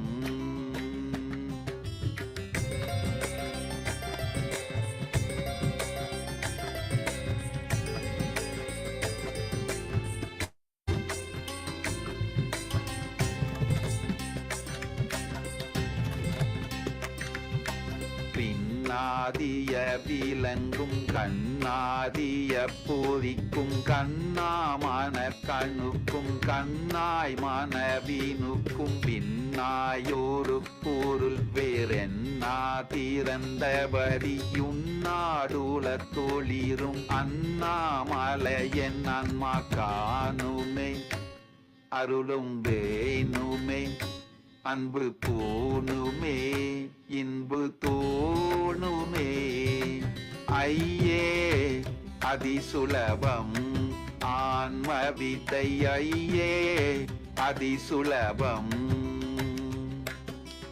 ஐயே அதிசுலபம் ஆன்ம வித்தை ஐயே அதிசுலபம் நொய்யார் தமக்கு மூலங்கையா மலக்க கனி பொய்யாயொழிய மிகுமெய்யாயுலதான்மா ஐயே அதிசுலபம் ஆன்ம வித்தை ஐயே அதிசுலபம்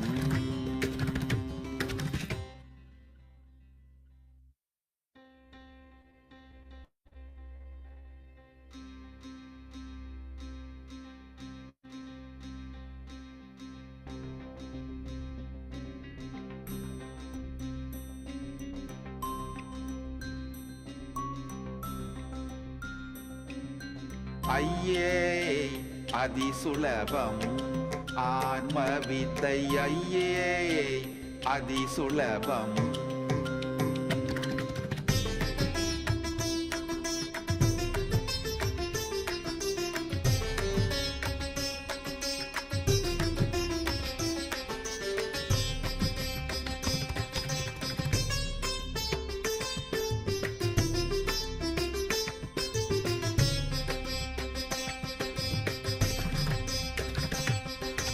ஐயே அதிசுலபம் ஆன்ம வித்தை ஐயே அதிசுலபம்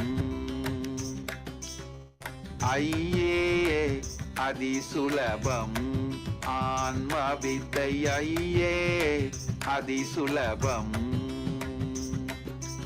நொய்யார் தமக்கு மூலங்கையா மலர்க்க கனி பொய்யாயொழிய மிகு மெய்யாயுளதான்மா ஐயே அதிசுலபம் ஆன்ம வித்தைவம் ஆன்ம வித்தை ஐயே அதிசுலபம்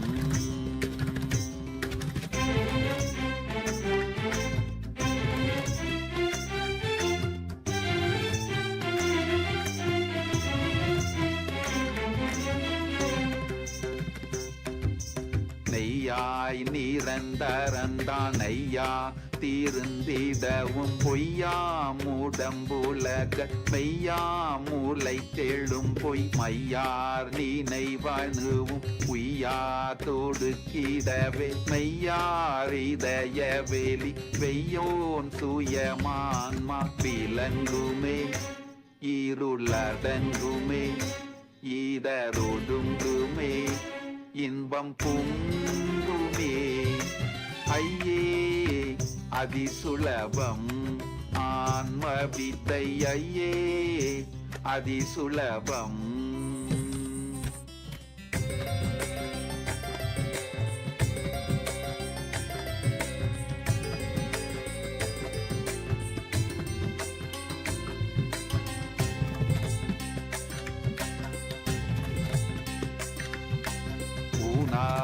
உடல் இதுவே நானாமெனும் நினைவே நானா நினைவுகள் சேர் ஊனாரேனும் அதனால் நானாரிடமேதென்று போனால் நினைவுகள் போய் நானான குகையுள் தானாய் திகழும் ஆன்மன் ஞானமே இதுவே மோனமே ஏகவானமே இன்பத்தானமே ஐயே அதிசுலபம் ஆன்ம வித்தை ஐயே அதிசுலபம்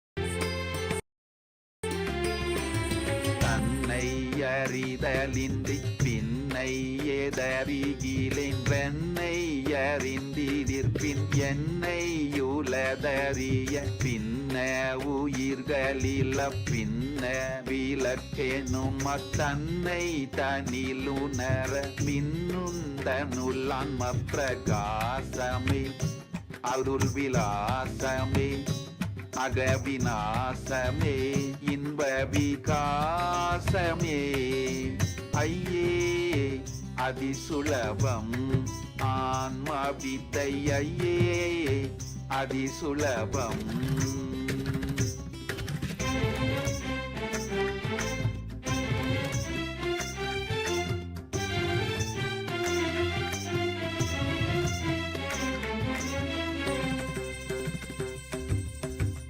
மாதி கட்ட விழ ஜென்மாதி நட்ட மேழ எம்மார்கமதனினும் இம்மார்க்கம் மிக்கெளிது சொன்மானதனுவின் கண்மாதி சிறிதின்றி சும்மாவமர்ந்திருக்க அம்மாவகத்தில் ஆன்ம சோதியே நீதானுபூதியே ஈராது பீதியே இன்பவம் போதியே ஐயே அதிசுலபம் ஆன்ம வித்தை ஐயே அதிசுலபம்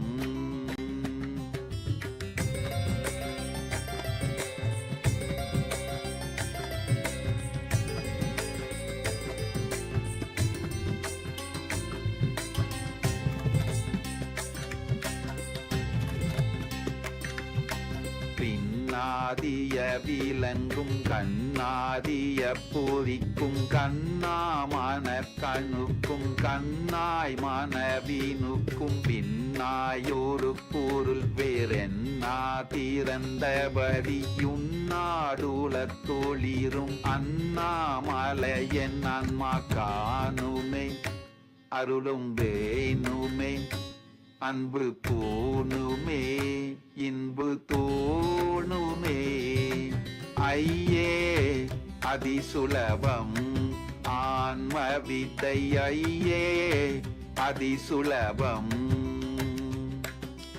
ஐயே அதிசுலபம் ஆன்ம வித்தை ஐயே அதிசுலபம் நொய்யார் தமக்கு முழங்கையா மலர்க்க கனி பொய்யாயொழிய மிகுமெய்யாயுளதான்மா ஐயே அதிசுலபம் ஆன்ம வித்தை ஐயே அதிசுலபம்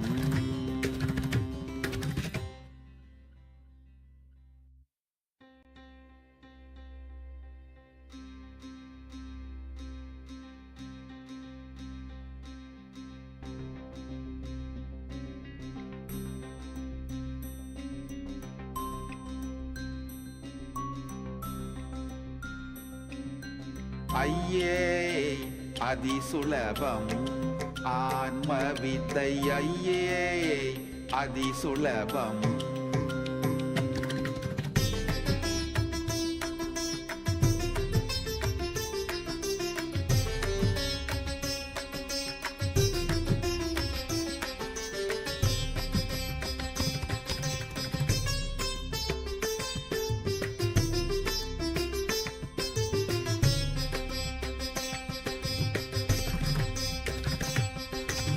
ஐயே அதிசுலபம் ஆன்ம வித்தை ஐயே அதிசுலபம் ஐயே அதிசுலபம் ஆன்ம வித்தை ஐயே அதிசுலபம் நொய்யார் தமக்கு முழங்கையா மலர்க்க கனி பொய்யாயொழிய மிகுமெய்யாயுளதான்மா ஐயே அதிசுலபம் ஆன்ம வித்தை ஐயே அதிசுலபம்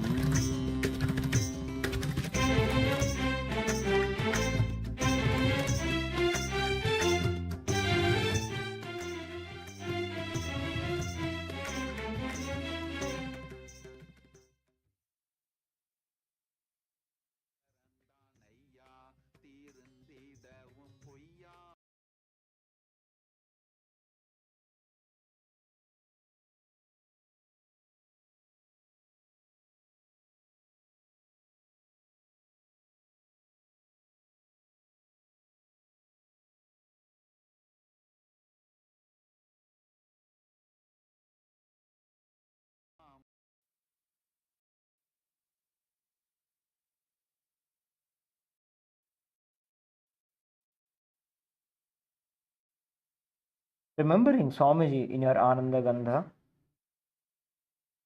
establishing yourself in the space of oneness,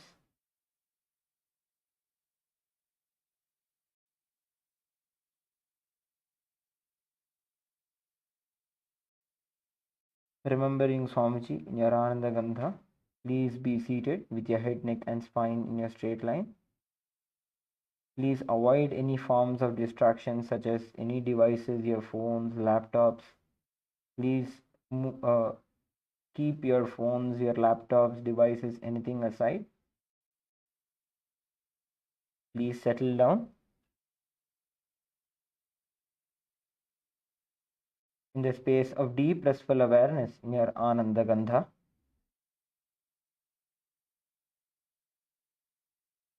Strengthening your devotion, your feeling connection with our beloved Swamiji.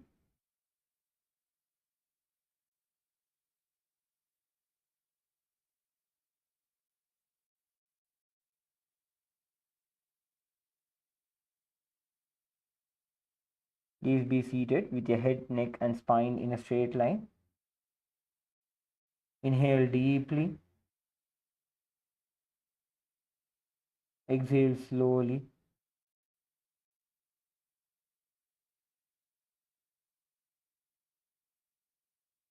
Let us now enter into this ritual of the Pratyakshapada Puja and the Paramashiva Puja.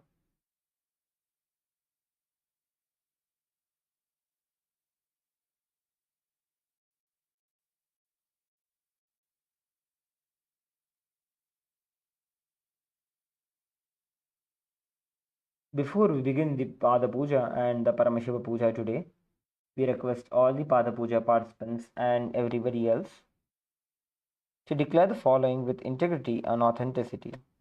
If you agree to the following, please say yes loudly. I authentically cognize, which is internally process, understand and declare the truth that the cosmic energy exists. Yes. Yes. I authentically cognize, which is internally process, understand and declare the truth that the Supreme Pontiff of Hinduism, Bhagavan Shri Nithyananda Paramashivam, is the Chinmaya Vigraha, the embodiment and representation of that very cosmic energy. Yes. Yes. I authentically cognize, which is internally process, understand and declare the truth that whatever I offer to Swamiji during the Pada Puja and Nityanandeshwara Paramashiva and Nityanandeshwari Paramashiva Shakti during the Paramashiva Puja will reach the cosmic source of energy directly. Yes. Yes. I authentically cognize, which is internally process, understand and declare the truth of Sohamasmi, that even when I worship, I am Him. Yes. Let us now begin with the Sadguru Vandanam, invoking the presence of our beloved Bhagavan, the Supreme Pontiff of Hinduism, Bhagavan Shri Nithyananda Paramashiva. Please take a few flowers in your hands. Hold your hands in the Namaskara Mudra and offer the flowers at Swamiji's feet by the end of the mantra.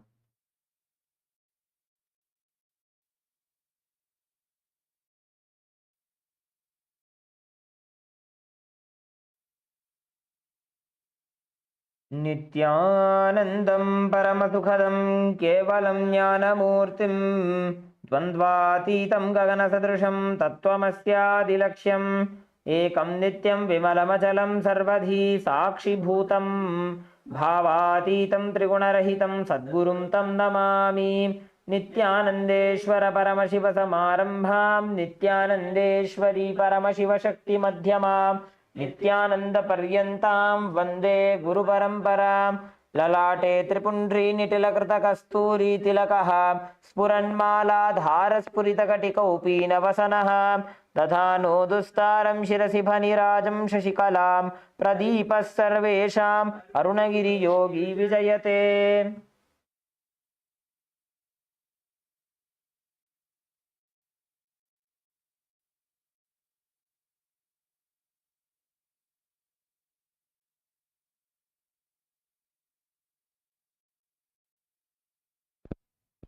Now we'll be performing the Tattvachamana. Keeping your right hand in the Gokarna Mudra as the Acharya is demonstrating, take an uddarni of water into your right palm. Sip the water from the base of the right palm along with the mantra. Om Atmatattvam Shodhayami Swadha. Om Vidyatattvam Shodhayami Swadha. Om Shivatattvam Shodhayami Swadha. Wash your hand with an uddarni of water. With the base of the right thumb, wipe your lips twice from the right to the left. Om Ham Hridayaya Namaha.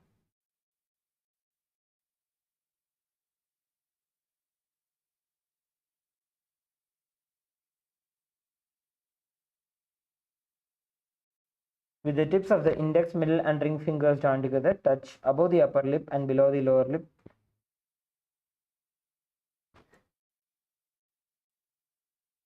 With the index finger and thumb joined together, touch the right nostril, the left nostril. With the ring finger and thumb joined together, touch the right eye, the left eye, the right ear, and then the left ear. Again, wash your hand. With the little finger and thumb joined together, touch the navel center, the right chest, the left chest. With all 5 fingers joined together, touch the top of the head, the right shoulder, left shoulder, and then the heart center. Again, wash your hand. Next is the Shuklambaradharam. Please take a few flowers and akshata in your hands. Clench your hands into the Mushti Mudra, into fists with your thumbs within your fingers, and tap the side of the forehead 5 times along with the mantra. Shuklambaradharam Vishnum Shashivarnam Chaturbhujam Prasannavadanam Dhyayet Sarvavighnopashantaye. Next is the pranayama. Please perform the inhalation, retention, and the exhalation of the breath along with the following mantras. Please inhale deeply through your left nostril. Om Hum Ishanamurdan, Om Him Datrushavaktrayan, Om Hum Agorahridan, Om Him Amdev Kukhyan, Om Hum Sajjajatamurtan, Om Hamridan, Om Him Shirsen, Om Hum Shikayan, Om Him Kojayan, Om Hum Netribhyo Namaha, Om Haha Astra Yanamaha. Now close your left nostril and hold your breath. Om Hum Ishanamurdan, Om Him Datrushavaktrayan, Om Hum Agorahridan, Om Him Amdev Kukhyan, Om Hum Sajjajatamurtan, Om Hamridan, Om Him Shirsen, Om Hum Shikayan, Om Him Kojayan, Om Hum Netribhyo Namaha, Om Haha Astra Yanamaha. Now slowly exhale through your right nostril.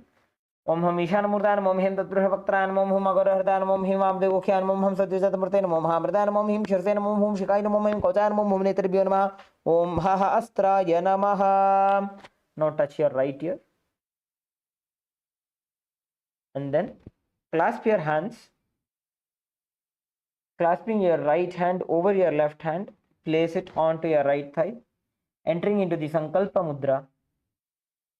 As we enter into the Sankalpa now, create a conscious resolution, a deep intention to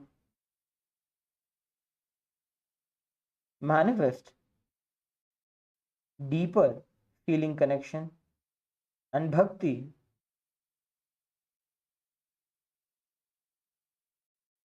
to Swamiji.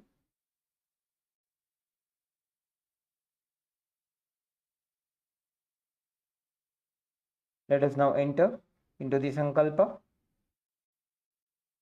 Om Mamopata Samasta Duridakshayadvara Bhagavat Shri Nithyananda Paramashiva Pretyartham Shri Nithyanandeshwari Paramashiva Shakti Sameta Shri Nithyanandeshwara Paramashiva Pretyartham Cha Shubhe Shobhane Muhurte Adya Brahmanaha Dvitiya Parardhe Shri Shvetavaraha Kalpe Vaivaswatamanvantare Ashtavinshaditame Nitya Yuge Prathame Pade Jambudvipe भारतवर्षे भरतखंडे मेरोः दक्षिणे पार्श्वे शकाब्धे अस्मिन् वर्तमाने व्यवहारिके प्रभवादीनां षष्ट्याः संवत्सराणां मध्ये विश्वावसुनाम संवत्सरे उत्तरायणे लक्ष्मी वेंकटेश्वर ऋतु मिथुनमासे कृष्णपक्षे षष्ट्यां शुभतिथौ मंगलवासरयुक्तायां शतभिषा नक्षत्र विष्कंभ योग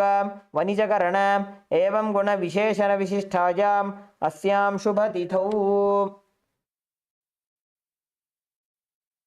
श्री कैलासोन्नत द्वादशांत श्यामला पीठारूढ़ श्री मीनाक्षी सुंदरेश्वराभिन्न स्वरूप परशिवपुत्र रत्नकुमार गुरुमन्यतुल्यावतार श्री पार्वती स्तन्यपान लब्ध दिव्य ज्ञान विश्रुत सकल निगमागमसार भूत द्राविड वेद प्रवक्त्रे श्रीमत् परमशिव करुणा समधिगत मुक्तामय चतुरश्रयाण गीयमान छत्र चामर श्री चिन्हकाहलादि समस्त बिरदावल्यलंकृत ज्ञान विज्ञान चक्रवर्ती सर्वजन संग सद्यो निर्वाण दीक्षा व्ययापवर्ग वर्ष विश्राण जीमूत परमत कलभकेसरी शैव सिद्धांत स्थापनाचार्य श्री राजाधिराज पांड्य महाराज गुरु क्षपण शाक्यादि महांधकार निवारण ज्ञान भानु वीक्षणा नरहारह ध्वजोच्छेदन पूर्वक श्रीमद ऋषभध्वज स्थापक शैव समयकर्त्र सर्वज्ञ पीठारूढ़ श्री जगद्गुरु श्री ज्ञान संबंध देशिक स्वामी वागीश सुंदर माणिक्यवाचक स्वामिनाम अवतार भूत श्री ज्ञान संबंध स्वामी पुनरुद्धृत श्यामला पीठ सर्वज्ञ पीठ तृणवद्युत्तर द्विशततम गुरु महासन्निधान अरुणगिरि योगीश्वर परंपरागत अरुणाचल सर्वज्ञ पीठ गुरु महासन्निधान कैलास परंपरागत कांची कैलास सर्वज्ञ पीठ त्रयस्त्रिंशदुत्तर द्विशततम गुरु महासन्निधान नित्योत्सव नित्य मंगल नित्य कल्याण नित्य रचित कैलास परंपरागत आदि कैलास नित्यानंद पीठ महासंस्थान महासिंहासन पीठ कर्त्रे साक्षात् श्री परमशिव समुद्भूत कैलास परंपरागत वैवस्वत मनु इक्ष्वाकु हरिश्चंद्र भगीरथ श्रीरामचंद्र शूरसेन इत्यादि अनवच्छिन्न सार्वभौम चक्रवर्ती परंपरागत चतुष्षष्टि योगिनी मंडित चतुष्षष्टि संप्रदाय प्रवर्तक मनुधर्म शासन सूर्यवंश प्राप्त सर्वज्ञ पीठ सुरांगी साम्राज्य मूर्ताभिषिक्त चूड़ामणि साक्षात् श्री परमशिव समुद्भूत कपिल महागुरु पुनरुद्धृत महानिर्वाणी पीठ अष्टोत्तर सहस्र श्री महामंडलेश्वर साक्षात् श्री परमशिव समुद्भूत श्री महागणपति समारंभ अनवच्छिन्न पीठाधीश्वर गुरु परंपरा प्राप्त अटल पीठ अष्टोत्तर सहस्रतम अष्टोत्तर सहस्र श्री अटल पीठाधीश्वर धर्म मुक्ति स्वर्ग पुरस्वर्ण पीठ त्रयोविंश गुरु महासन्निधान कैलास परंपरागत आदिपीठ सर्वज्ञ पीठ जगद्गुरु श्री कैलास पुनरुद्धारक श्री कैलास परमाचार्य श्रीमत् परमहंस परिव्राजकाचार्य वर्य सच्चिदानंद प्रणव स्वरूप श्रोत्रिय ब्रह्मनिष्ठ श्रीमद् जगद्गुरु श्रील श्री भगवत् श्री नित्यानंद परमशिव श्री ज्ञान संबंध देशिक परमाचार्य स्वामिनां प्रीत्यर्थम तेषां पादारविन्दयोः भक्ति सिद्ध्यर्थम गुरुकृपा कटाक्ष सिद्ध्यर्थम क्षेम स्थैर्य वीर्य विजय आयुरारोग्य ऐश्वर्यानाम् अभिवृद्ध्यर्थम धर्मार्थ काम मोक्ष चतुर्विध फल पुरुषार्थ सिद्ध्यर्थम समस्त दुरितोपशान्त्यर्थम समस्त मंगलावाप्त्यर्थम भगवत् श्री नित्यानंद परमशिव प्रसादेन सकुटुम्बस्य ज्ञान वैराग्य जीवन मुक्ति प्राप्त्यर्थम श्री नित्यानंदेश्वरी परमशिव शक्ति समेत श्री नित्यानंदेश्वर परमशिव अवतार भूत श्री सर्वदेव देवी स्वरूप भगवत् श्री नित्यानंद परमशिव प्रत्यक्ष पाद पूजां करिष्ये श्री नित्यानंदेश्वरी परमशिव शक्ति समेत श्री नित्यानंदेश्वर परमशिव पूजां च करिष्ये. Dropping the akshata and flowers onto your right hand side. Wash your hand with an uddarni of water. Om apa upasprishya. Next is the ghantanada, the ringing of the bell. Please take the bell in your left hand, hold it at the level of your heart center and ring the bell along with the mantra.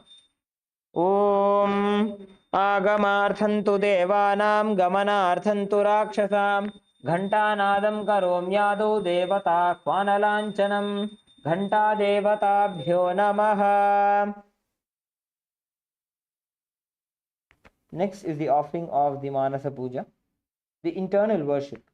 The meaning of the mantra we will chant now is, I offer a seat in the lotus of my heart, which is anointed with the nectar from the 1,000-petaled lotus. I offer the water for washing the feet, and I offer my mind as the traditional bouquet. With that same nectar, I offer the water for sipping and for bathing. The element of space becomes the clothing, and the essence of fragrance becomes the perfume.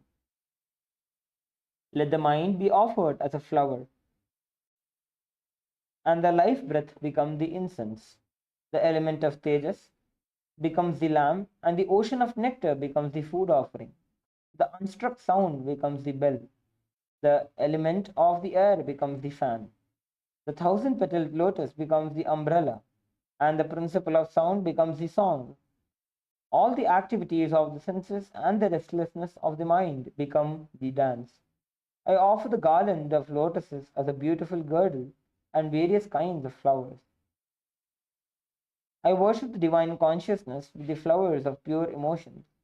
I offer the flowers of absence of deceit, absence of ego, absence of attachment, absence of pride, absence of delusion, absence of hypocrisy, of hatred, agitation, envy, and greed. The wise know these as the 10 flowers. The non-violence is the supreme flower, and control of the senses, compassion, forgiveness, and wisdom are the 5 flowers. Thus, with these 15 flowers of pure emotion, I worship Paramashiva. Let us now enter into the Manasa Puja. Please take a few flowers in your hands, holding your hands in the Kurma Mudra in front of your Ananda Gandha. Offer the flowers at Swamiji's feet by the end of the mantra. Om Hritpadmamasanam Dadyat Sahasrarachyutamritaihi Padyam Charanayor Dadyat Manastu Arghyam Nivedayet Tenamritena Achamaniyam Snaniyam Tena Jasmritam Akashatattvam Vastram Syat Gandhasyat Gandhatatvakam Chittam Prakalpayet Pushpam Dhupam Pranan Prakalpayet तेजस्तत्वं च दीपार्थं नैवेद्यं स्यात् सुधाम्बुधिः अनाहतध्वनिर्घण्टा वायुतत्त्वं च चामरं सहस्रारं भवेत् छत्रं शब्दतत्त्वं च गीतकं नृत्तमिन्द्रियकर्माणि चाञ्चल्यं मनसस्तथा सुमेखलां पद्ममालां पुष्पं नानाविधं तथा अमायाद्यैर्भावपुष्पैः अर्चयेत् भावगोचरम् अमायं मनहंकारं अरागं ममदं तथा अमोहकम् अदं पंच अद्वेष अक्षोभकौ तथा अमात्सर्यं मलोभं च दशपुष्पं विदुर्बुधाः अहिंसा परमं पुष्पं पुष्पमिन्द्रियनिग्रहः दया पुष्पं क्षमा पुष्पं ज्ञानपुष्पं च पञ्चमम् इति पञ्चदशैर्भावपुष्पैः सम्पूजयेत् भगवन्तं Shri Nityananda Paramashivam. Please offer the flowers at Swamiji's feet.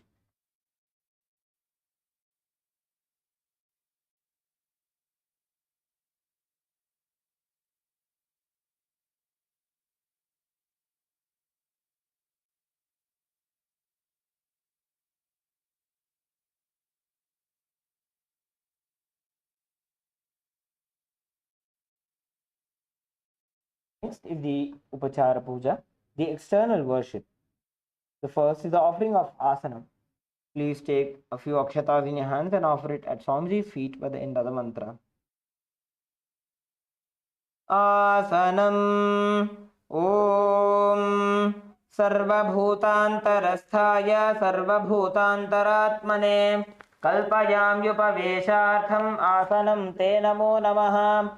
Om Hrim Idam Suvarnasanam सर्वदेवदेवी स्वरूपाय भगवते श्रीनित्यानंद परमशिवाय नमः.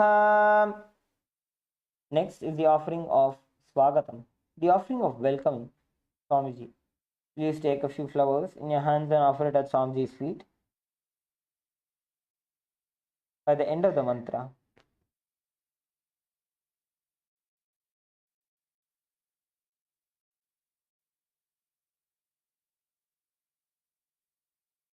स्वागतम् ॐ शान्तत्वात् सर्वकर्तृत्वा भावो परतिकारणात् शिव उक्तौ महातन्त्र मन्त्रविद्भिस्तदा शिवः तस्मै शिवाय गुरवे वीतरागकलाय वै अमेयत्वात् अजत्वा च प्रकीर्तितः यस्य दर्शनमिच्छन्ति देवाः स्वाभीष्टसिद्धये तस्मै ते परमेशान स्वागतं स्वागतं प्रभो अद्य मे सफलं जन्म जीवनं सफला क्रियाः स्वागतं यत्त्वया तन्मे तपसां फलमागतम्.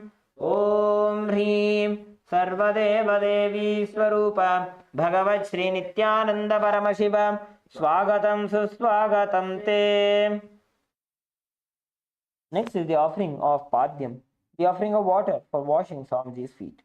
Now, please take an uddani of water in your hands and offer it at Swamiji's feet by the end of the mantra. Padyam Om Yadbhaktilesha Samparkat Paramananda Samplavah Tasmai Te Parameshana Padyam Shuddhaya Kalpaye. Om Hrim Etat Padyam Sarvadevadevi Swarupaya Bhagavate Srinityananda Paramasivaya Namaha. Next is the offering of Arogya, the offering of the traditional bouquet. Now, please take the Arogya, the conch decorated with the flower bouquet, in your hands and offer it at Swamiji's feet by the end of the mantra.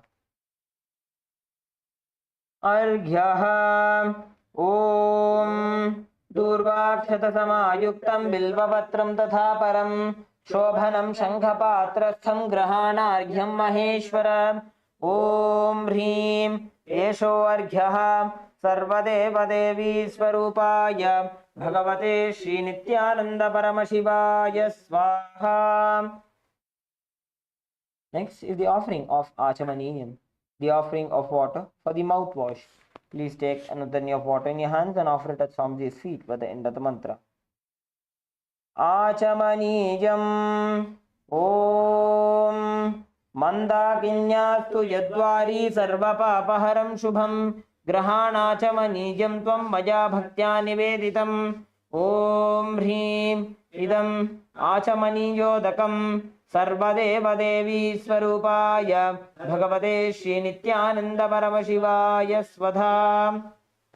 Next is the offering of Madhuparka, the offering of the nectarine drink. Now please take the Madhuparka in your hands and offer it at Swamiji's feet by the end of the mantra. Madhuparkaha Om Sarvakalmashanashaya Paripurna Sudhatmakam मधुपर्कमिमं देव कल्पयामि प्रसीद मे. ॐ ह्रीं एष मधुपर्कः सर्वदेवदेवी स्वरूपाय भगवते श्रीनित्यानन्दपरमशिवाय स्वधा.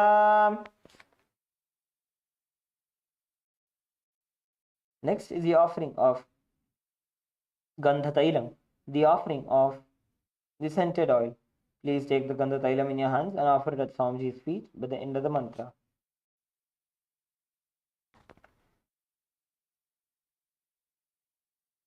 Gandha Tailam Om Sneham Grahana Snehena Lokanam Hitakaraka Sarvalokeshu Shuddhastvam Dadami Snehamuttamam.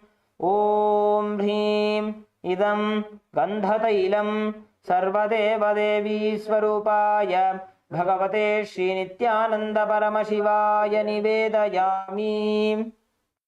Next is the offering of Snaniyam, the offering of water for the sacred bath. Now please take an udani of water in your hands and offer it at Swamiji's feet by the end of the mantra, and please ring the bell as you do so. Snaniyam Om Idam sushitalam vari swachham shuddham manoharam स्नानार्थं ते मया भक्त्या कल्पितं प्रतिगृह्यताम्. ॐ ह्रीं इदं स्नानीयोदकं सर्वदेवदेवी स्वरूपाय भगवते श्रीनित्यानन्दपरमशिवाय निवेदयामि.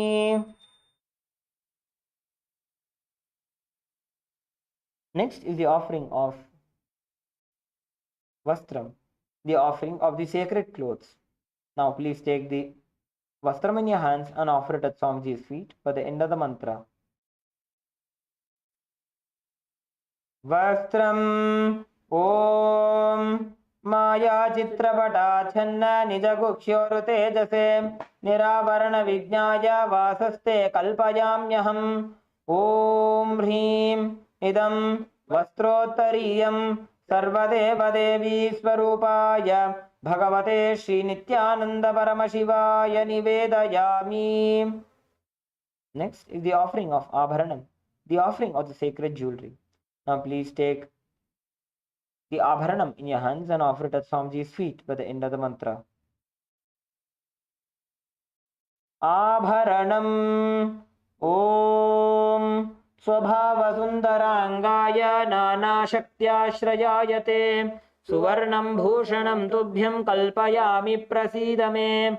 Om Hrim Idam Suvarnabharanam Sarvadevadevi Swarupaya Bhagavate Srinityananda-Paramashivaaya Nivedayami.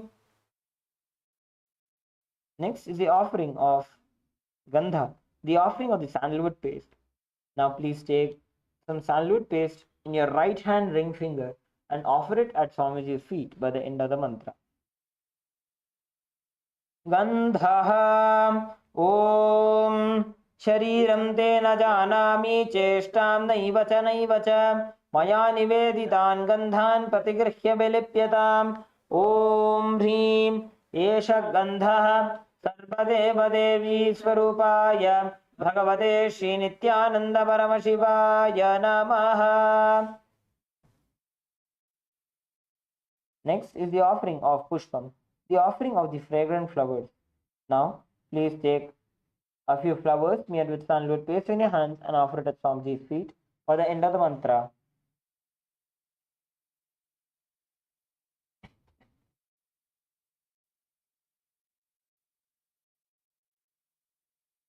Pushpam Om Turijavana Sampannam Nana Gunamanoharam Ananda Saurabham Pushpam Grihyatam Idamuttamam Om Hrim Etani Sachandana Pushpani Sarvadeva Devi Swarupaya Bhagavate Shri Nityananda Paramashivaya Vaushate.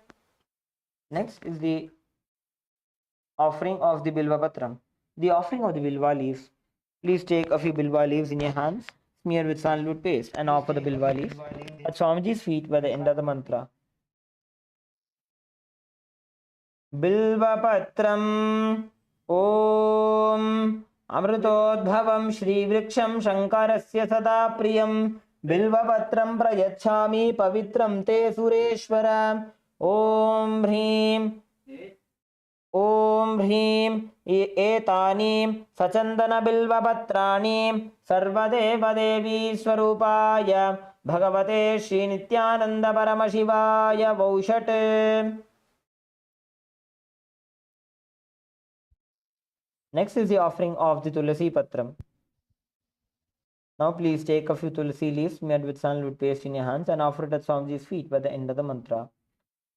Tulasi Patram Om Namaste Bahurupaya Varadamurtaye Paramatmane Swaha Om Hrim Idam Sachandana Tulasi Patram Sarvadeva Devi Swarupaya Bhagavate Shri Nityananda Paramashivaya Namaha.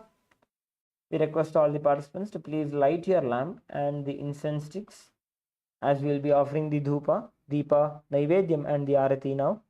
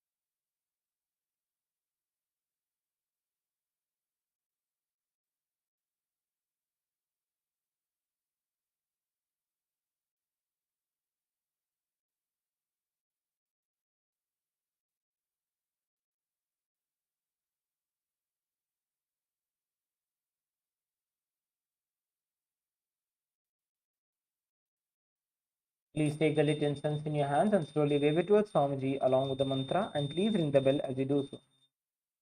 Dhupaha Om Vanaspatiraso Divyo Gandhadyastu Manoharaha Agreya Sarvadevanam Dhupoyam Pratigrihyata Om Hrim Esha Dhupaha Sarvadeva Devi Swarupaya Bhagavate Shri Nityananda Paramashivaya Namaha.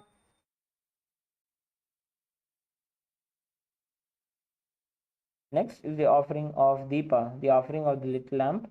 Please take the Deepa in your hands and slowly wave it towards Swamiji along with the mantra, and please ring the bell as you do so. Deepaha Om Suprakasho Mahadipaha Sarvatastimiراpaha Sabakhyabhyantarajyotir Deepoyam Pratigrihyata Om Hrim एष दीपः सर्वदेवदेवी स्वरूपाय भगवते श्री नित्यानंद परमशिवाय नमः. Next is the offering of Naivedyam, the offering of the food. Now, please take an uddarni of water in your hands, hover it clockwise over the Naivedyam and offer it at Swamiji's feet by the end of the mantra, and please ring the bell as you do so. Naivedyam Om Naivedyam Vividham Deva Sharkaradi Vinirmitam Maya Niveditam Bhaktya Grahana Parameshwara. Om Hrim Idam Shopakarna Naivedyam Sarvadeva Devi Swarupaya Bhagavate Shri Nityananda Paramashivaya Nivedayami. Next is the offering of Paniyam, the offering of water for drinking. Now, please take an uddarni of water in your hands and offer it at Swamiji's feet by the end of the mantra. Paniyam Om Samastadeva Devesha Sarvatriptikaram Param Akhandananda Sampurnam Grahana Jalamuttamam. Om Hrim Idam Panarthodakam Sarvadeva Devi Swarupaya Bhagavate Shri Nityananda Paramashivaya Namaha.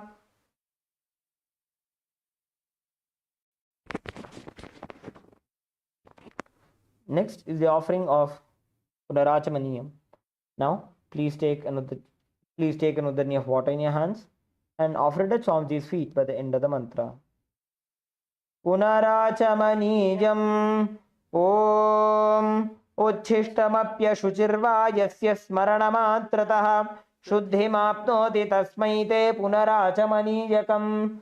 Om Hrim Idam Punarachamaniyodakam Sarvadeva Devi Swarupaya Bhagavate Shri Nityananda Paramashivaya Swaha. Next is the offering of Arartrikam. Please light your artis.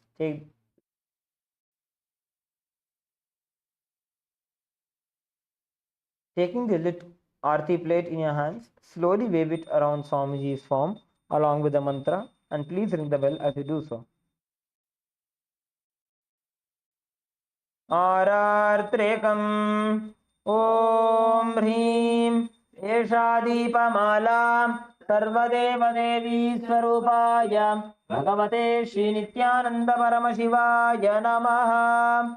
Om Sangrahanyeshtya Yajate Imam Janatagum Sangranhaniti Dvadasharatni Rashana Bhavati Dvadashamasa Samvatsaraha Samvatsarameva Varundhe Maunji Bhavati Urgvai Munjaaha Urjameva Varundhe Chitra Nakshatram Bhavati Chitram Va Etat Karma Karpuragauram Karunavataram Samsarasaram Bhujagendraharam Sada Vasantam Hridayarvinde Bhavam Bhavani Sahitam Namami Bhavam Bhavani Sahitam Namami Bhavam Bhavani Sahitam Namami.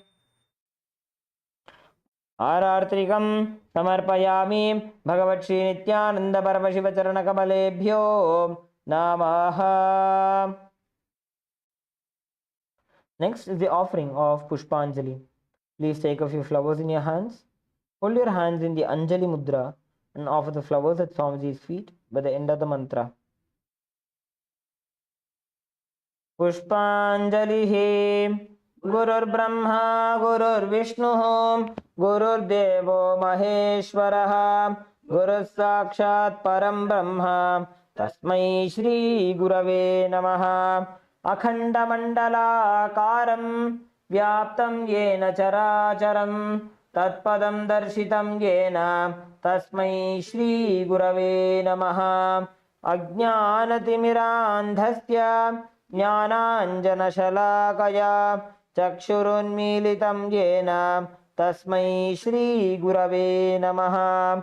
Aneka Janma Samprapta Karma Bandha Vidahine Atmajnana Pradhanena तस्मै श्री गुरवे नमः। मन्नाथ श्री जगन्नाथो मद्गुरु श्री जगद्गुरुः ममात्मा सर्वभूतात्मा तस्मै श्री गुरवे नमः। ईश्वरो गुरुरात्मेति मूर्तिभेद विभागिने व्योमवद्व्याप्तदेहाय दक्षिणामूर्तये नमः। नित्यानन्दं परमसुखदं केवलं ज्ञानमूर्तिं द्वन्द्वातीतं गगनसदृशं तत्त्वमस्यादिलक्ष्यम् एकं नित्यं विमलमचलं सर्वधी साक्षिभूतं भावातीतं त्रिगुणरहितं सद्गुरुं तं नमामि। पुष्पाञ्जलिं समर्पयामि भगवत् श्री नित्यानंद परमशिव चरणकमलेभ्यो नमः।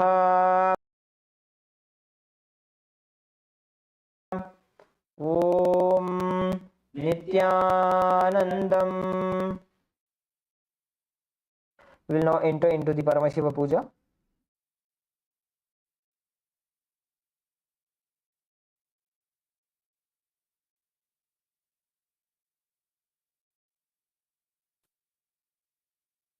Please perform the Tattvachamana. Om Atmadattvam Shodhayami Swadha. Om Vidyadattvam Shodhayami Swadha. Om Shivatattvam Shodhayami Swadha.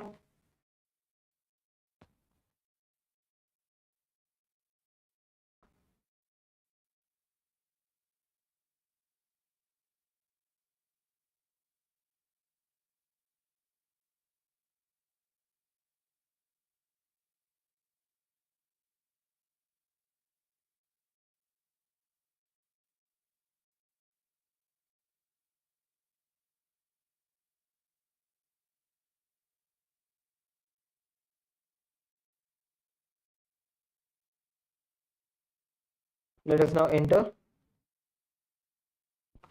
enter into the Sakalikarna. Using your left hand, wipe the front and back of your right hand once, and using the right hand, wipe the front and back of the left hand twice. Om Hahatraya Namaha. Bring your hands into the Namaskara Mudra in front of your third eye. Visualize that nectar is oozing out of your third eye and drenching your hands. Shaktaye Vaushate. Next, bring your palms in front of you, facing you. Bring the thumbs to the center of the respective palms. Om Ham Shivasana Namaha. Om Ham Shivamurtaye Namaha. Now, touch the thumbs to the tip of the little finger and slowly move it down along with the mantra. Om Ham Sadyojata Murtaye Namaha. Touch the tip of the ring fingers and slowly move your thumb down. Om Him Vamadeva Guhyaya Namaha. Touch the tip of the middle finger and slowly move your thumb down. Om Hum Aghora Hridayaya Namaha. Touch the tip of the index finger and slowly move your thumb down. Om Him Tat Purusha Vaktraya Namaha. Now, using your index fingers, touch the tip of the thumb and slowly move your index finger down. Om Hum Ishanamurdhaya Namaha. Now, touch the thumbs to the center of the palms and have your palms facing you. Om Ham Hom Vidyadehaya Namaha. Touch the index, middle and ring fingers to the center of both the palms. Om Hom Netrebhyo Namaha. Then touch the thumb to the center of the palm. Om Ham Hom Shivaya Namaha. Then again, using your thumbs, touch the tips of the little fingers and slowly move your thumb down. Om Ham Hridayaya Namaha. Touch the tip of the thumb to the ring finger and slowly move it down. Om Him Sharase Namaha. Touch the thumb to the tip of the middle finger and slowly move it down. Om Hom Shikhayi Namaha. Touch the thumb to the tip of the index finger and slowly move it down. Om Hem Tatpurusha Vaktraya Namaha. Touch the thumb to the tip of the touch the index finger to the tip of the thumb and slowly move it down. Om Hom Ishanamurdhaya Namaha.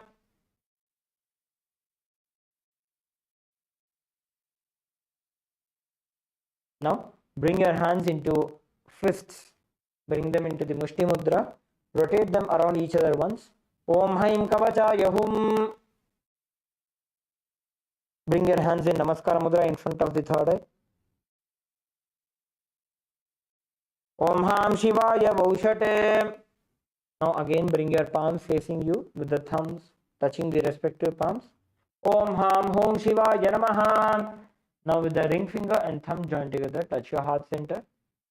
Om Ham Shivasanaya Namaha. Om Ham Shivamurtaye Namaha. Now touch the little finger and thumb. With the little finger and thumb joined together, touch the respective knees. Om Ham Sadyojata Murtaye Namaha. With the ring finger and thumb joined together, touch the navel center. Om Him Vamadeva Gukhyaya Namaha. With the middle finger and thumb joined together, touch the heart center. Om Hum Aghora Hridayaya Namaha. With the index finger and thumb joined together, touch the upper lip. Om Hem Tatpurusha Vaktraya Namaha. With the tip of the thumb, touch the top of the head. Om Hum Ishana Murdhaya Namaha. Then again with the ring finger and thumb joined together, touch the heart center. Om Ham Hum Vidyadehaya Namaha. Then with the index, middle and ring fingers together, touch the three eyes. Om Hum Netrebhyo Namaha. Then with the ring finger and thumb joined together, touch the heart center. Om Ham Hum Shivaya Namaha. Then with the little finger and thumb joined together, touch the heart center. Om Ham Hridayaya Namaha. With the ring finger and thumb joined together, touch the top of the head. Om Him Shirase Swaha. With the middle finger and thumb joined together, touch the back of the head. Om Hum Shikhaye Vashate. Now cross your arms over each other with the left hand over your right hand. Bring your index fingers into a shape of a hook. And as we uncross our arms, move your hands around your head. Om Haim Kavachaya Hum. Now touch the right thumb to tap the right thumb to the left palm and left thumb to the right palm. Om Hastraya Bhate. With the index finger and thumb joined together, tap the left palm thrice. Om Hastraya Hum Bhate. With the index finger and thumb joined together, snap around yourself in all the 10 directions. Om Astraya Hum Bhat. Om Astraya Bhat. Now with your hands, touch the hands to the head and from the head to the feet, touching the sides of your body. Om Ham Shivaya Vaushate.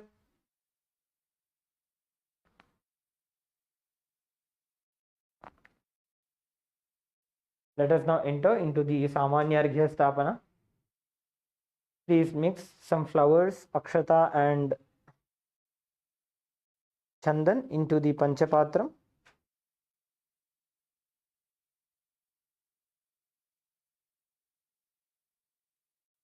Now cover the mouth of the panchapatram with your palm and chant Om 7 times internally. Om, Om, Om, Om, Om, Om, Om. With the index finger and thumb joined together, snap around the panchapatram in all the 10 directions. Om Astraya Bhate. With the index finger, rotate your index finger in a clockwise direction around the panchapatram. Om Haim Kavachaya Hum. Perform the Dhenu Mudra and show it to the water in the panchapatram. Om Ham Shivaya Vaushate. Let us now enter into the Avahana, invoking presence of Paramashiva in your inner space, into the from your inner space into the Atmalinga.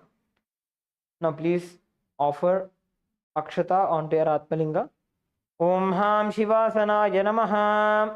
Now please take a few flowers in your hands. Hold your hands in the Anjali Mudra. Meditate on the form of Paramashiva in your inner space. Shri Nithyanandeshwari Paramashiva Shakti Sameta Shri Nithyanandeshwara Paramashiva in your inner space, and offer the flowers onto your Atmalinga by the end of the Dhyana Shloka. ललाटे त्रिपुण्ड्रीनिटलकृतकस्तूरीतिलकः स्फुरन्मालाधारस्फुरितकटिकौपीनवसनः दधानो दुस्तारं शिरसि फनिराजं शशिकलां प्रदीपस्सर्वेषाम् अरुणगिरियोगी विजयते इन्दुनिभपञ्चमुखहस्तदशयुक्तं शूलमृगटङ्कमसि वज्रमभयं स्यात् पाशवरदाङ्कुशमनिज्वलनवामे श्वेतकमलासन सदाशिवस्वरूपम् ॐ हां शिवमूर्तये नमः।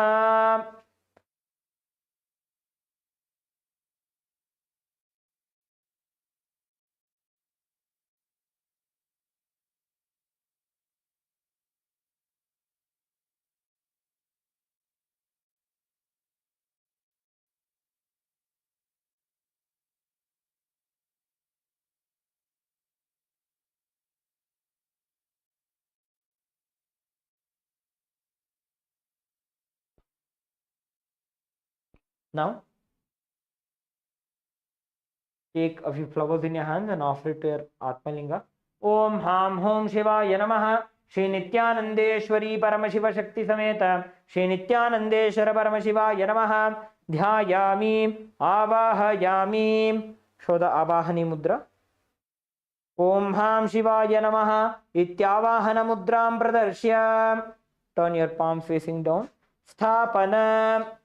Bring your hands into fists, closing your palms with your thumbs facing upwards. Sannidhana. Now, again, form a fist with your thumbs within your fingers. Nishthura mudram pradarshya.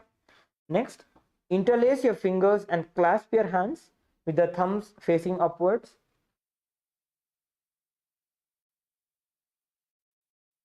Astraya humphat iti kalakanthi mudram pradarshya. Next, perform the Linga Mudra. Om Ham Shivaya Namaha iti Linga Mudram. So the Namaskara Mudra. Namaskara Mudram. Perform the Avakunthana. Om Haim Kavachaya Hum iti Avakunthana Mudram cha pradarshya. Now, offer the Akshata onto our Atmalinga, offering the Asanam. We are now entering into the Upachara Puja. Om Ham Hum Shivaya Namaha. Shri Nithyanandeshwari Paramashiva Shakti Sameta Shri Nithyanandeshwara Paramashivaya Namaha. Asanam Samarpayami.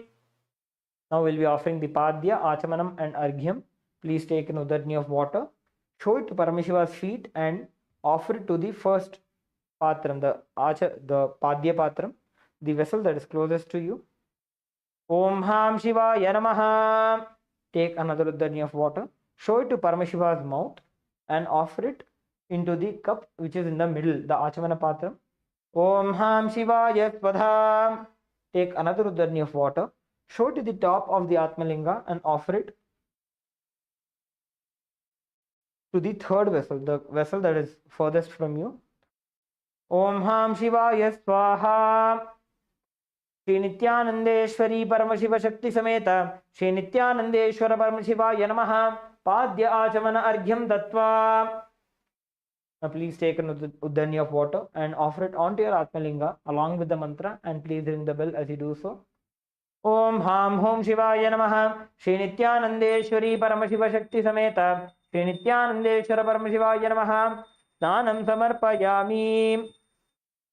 Take an uddani of water, show it to Paramashiva's mouth and offer it into the middle cup, the Achamana Patram. Snananantarachamanam samarpayami. Om Ham Shivaya Svadha. Next is the offering of Vastram. Please take some Akshata in your hands and offer it to the Atmalinga along with the mantra.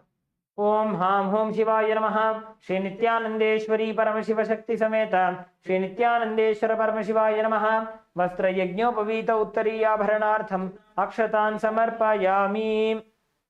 Next is the offering of Gandha. Please take some sandalwood paste and offer it onto your Atmalinga along with the mantra.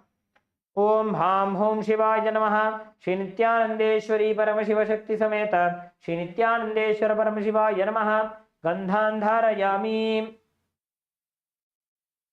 Gandhasyopari Haridra Kunkuma Churnam Samarpayami. Next is the Ashtapushpa Puja. We will be offering an archana to our Atmalinga. Please offer the flowers to your Atmalinga each time the word Namaha is chanted.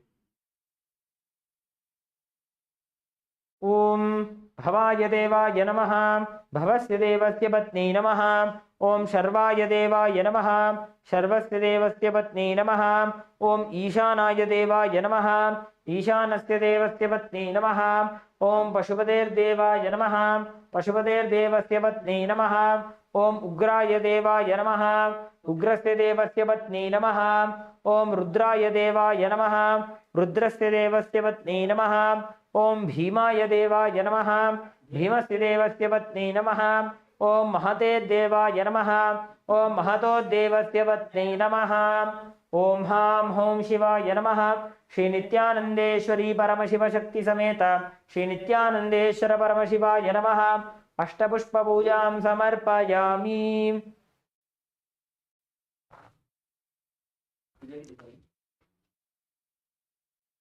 Next is the offering of Bilva Patra. Please take a few Bilva leaves smeared with sandalwood paste and offer it to your Atmalinga along with the mantra. Om Ham Hom Shivaya Namaha, Shri Nithyanandeshwari Paramashiva Shakti Sameta, Shri Nithyanandeshwara Paramashivaya Namaha, Bilva Patram Samarpayami. Next is the offering of Dhupa. Please take a flower and offer it onto the bell. Om Haha Astraya Namaha. Take the bell in your left hand and start ringing the bell. Now, sprinkle some water onto the dhupa. Om ha astraya bhate. Offer a flower onto the dhupa. Om ha mridayaya namaha. Now, please take the dhupa in your hands and slowly wave it towards your Atmalinga and Swamiji along with the mantra, and please ring the bell as you do so. Atha dhupaha. Om dhurasi dhurvadhurvantam dhurvatayyo osman dhurvatitam dhurvayam vayam dhurvamasvam devanamasi sastitamam papritamam jushtatamam vanhitamam devahutamam hritamasi havirdanam drigum hasvamahva mitrasya tva chakshusha prekshe mabherma samviktha matvahi gumtisham. Om Ham Hom Shivaya Namaha, Shri Nithyanandeshwari Paramashiva Shakti Sameta, Shri Nithyanandeshwara Paramashivaya Namaha, Dhupam Agrapayami.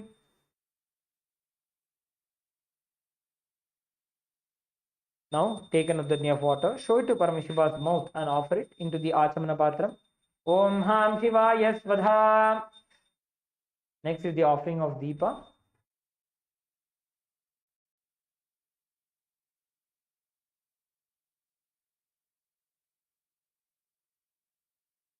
Please sprinkle some Samanya Arghya onto the Deepa.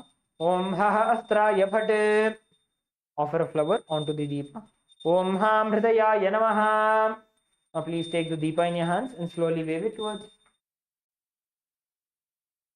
your Atmalinga and Swamiji along with the mantra. Atha Deepaha.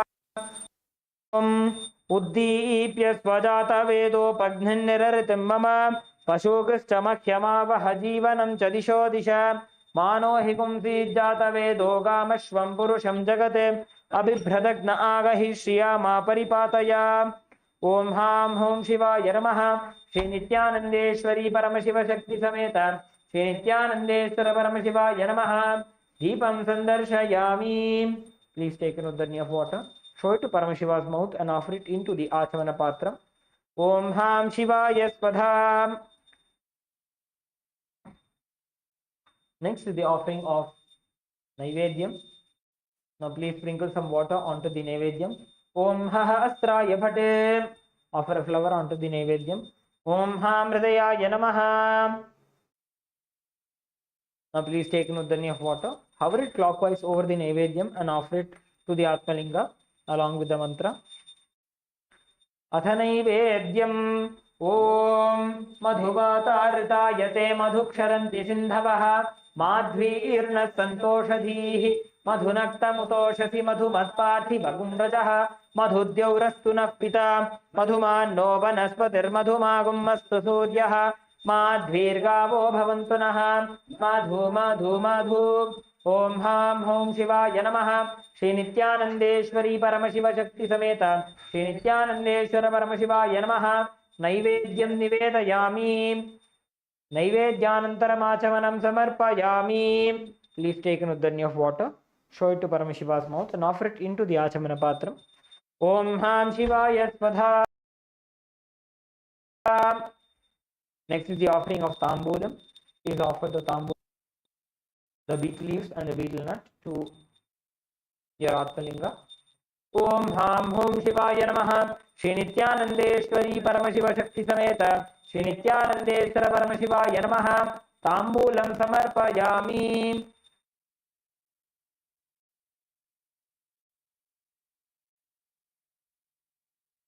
Next is the offering of Arartrikam.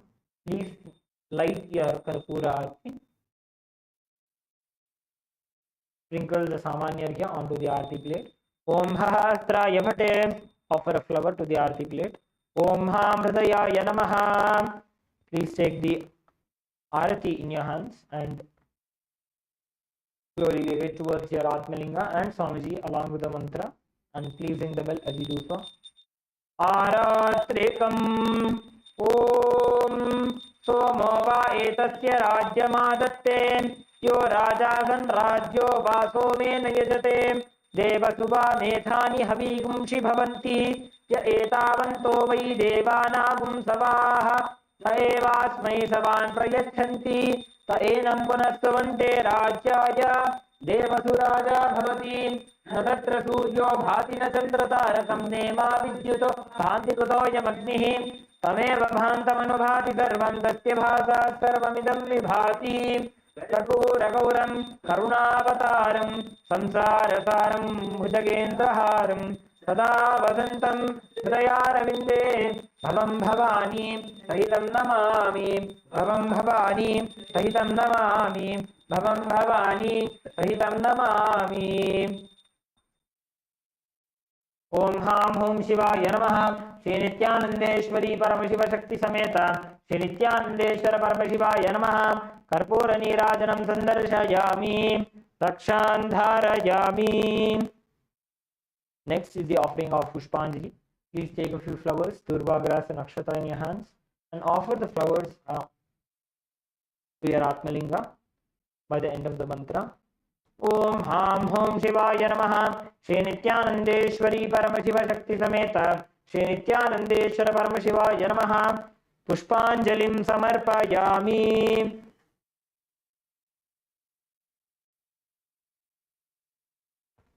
Next we'll be performing the Gayatri Mantra Japa. Please hold the Yajnopavita with your right thumb and perform the Gayatri Mantra Japa 11 times internally.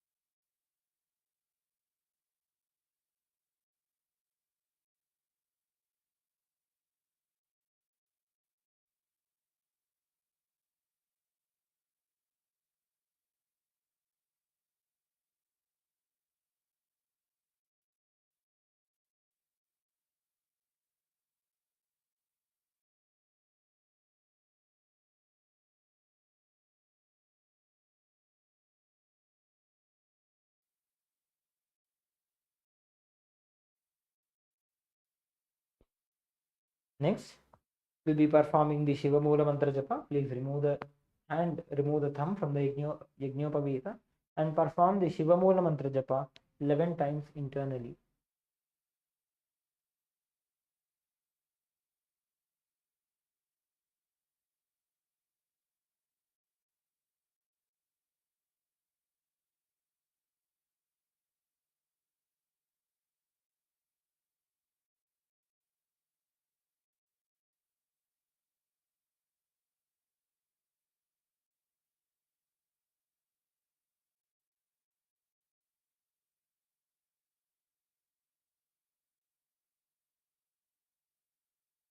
Now,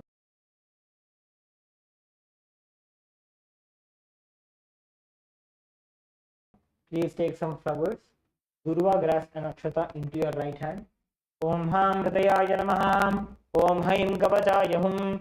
Om Ham Shivaya Vaushat. Now, take some water into your right palm and bringing your hand into the Udbhava Mudra.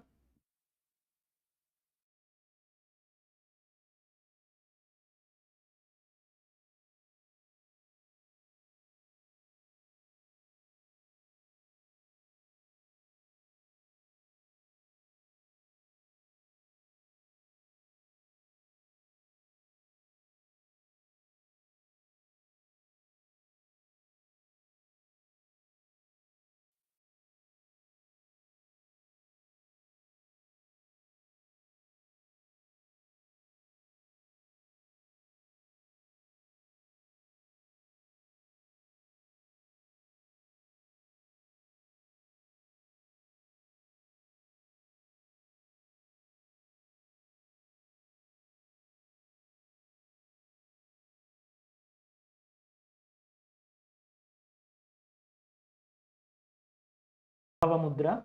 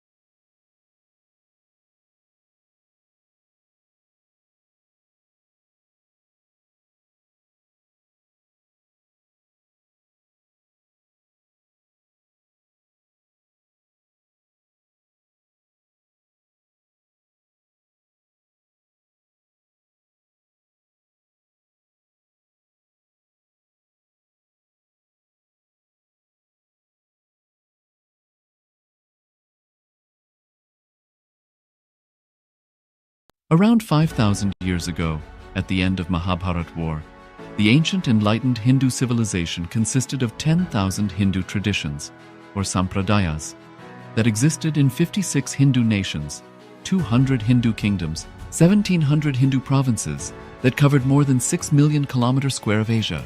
The Supreme Pontiff of Hinduism, SPH, Bhagavan Sri Nithyananda Paramashivoham, is the reviver of KAILASA, this ancient enlightened Hindu civilizational nation. KAILASA is an unbroken cultural, religious, historical, civilizational, and sovereign continuation and revival of multiple of these historical Hindu sovereign states and Hindu ecclesiastical entities. The unbroken continuity of these ancient Hindu nations through KAILASA results in the legal recognition of KAILASA as per the international customary law, particularly the doctrine of continuity.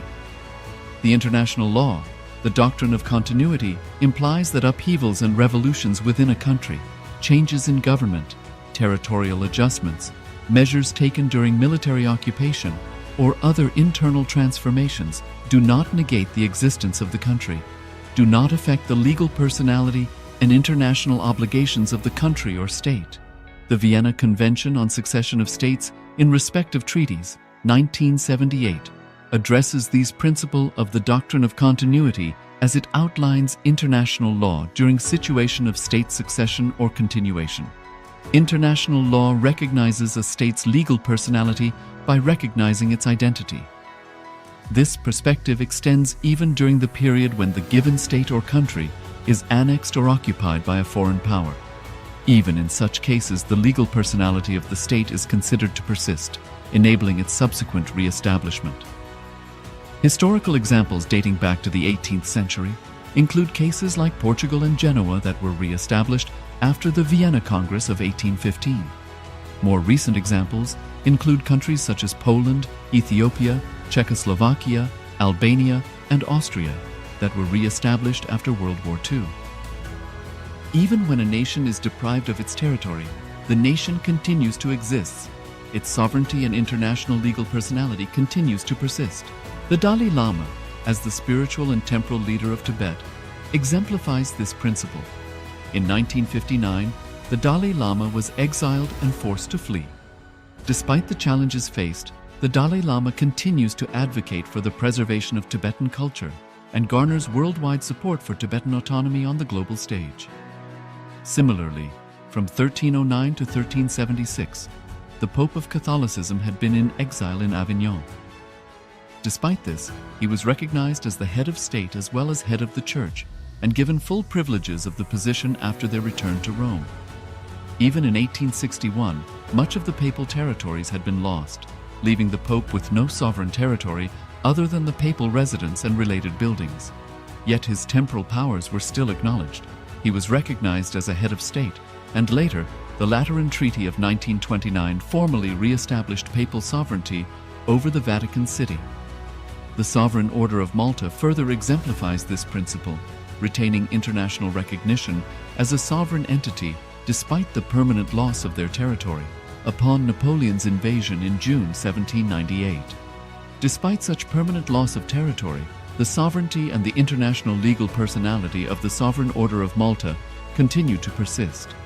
Much later in 1894, the order settled in Rome and acquired two properties, the Magistral Palace and the Magistral Villa that received extraterritorial status.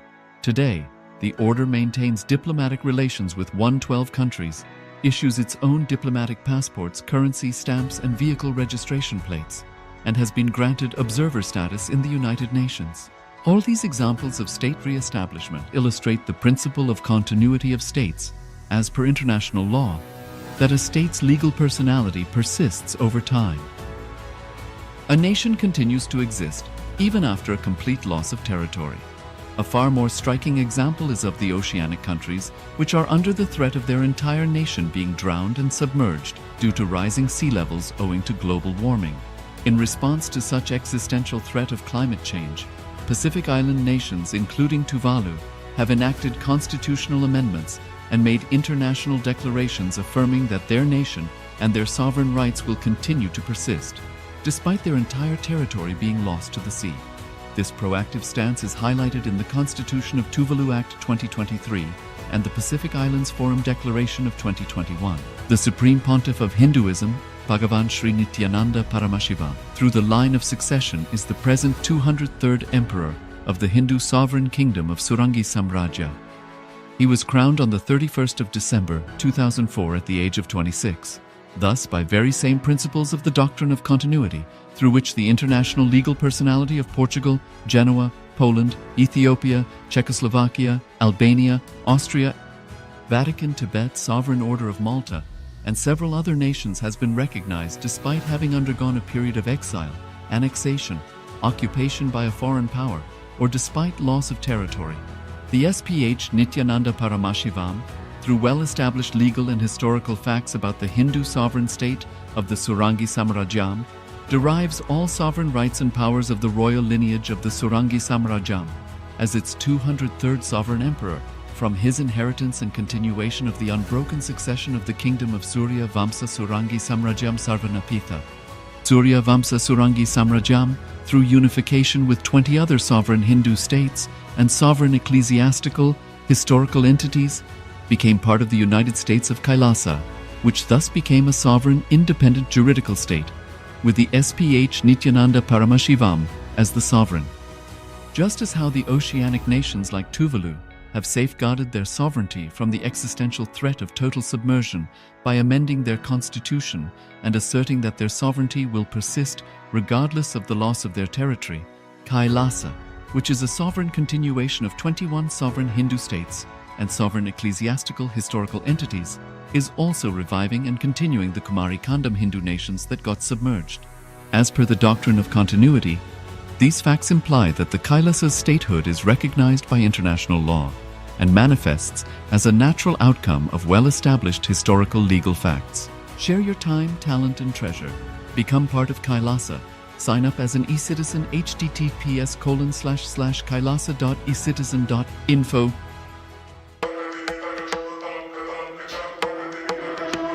With Paramashiva's grace, we have evolved UAN, United Nations for Ancient Nations. Paramashiva successfully manifested, and now he is introducing this to all of you, to the world formally, United Ancient Nations.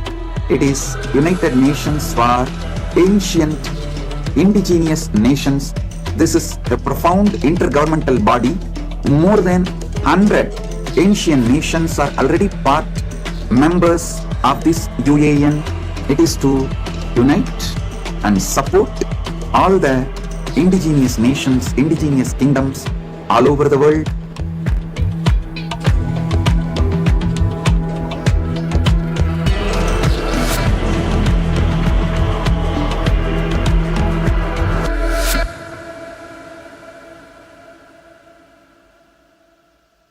Around 5,000 years ago, at the end of Mahabharat War, the ancient enlightened Hindu civilization consisted of 10,000 Hindu traditions, or sampradayas, that existed in 56 Hindu nations, 200 Hindu kingdoms, 1,700 Hindu provinces that covered more than 6 million kilometers square of Asia. The Supreme Pontiff of Hinduism, SPH, Bhagavan Sri Nithyananda Paramashivoham, is the reviver of KAILASA, this ancient, enlightened Hindu civilizational nation.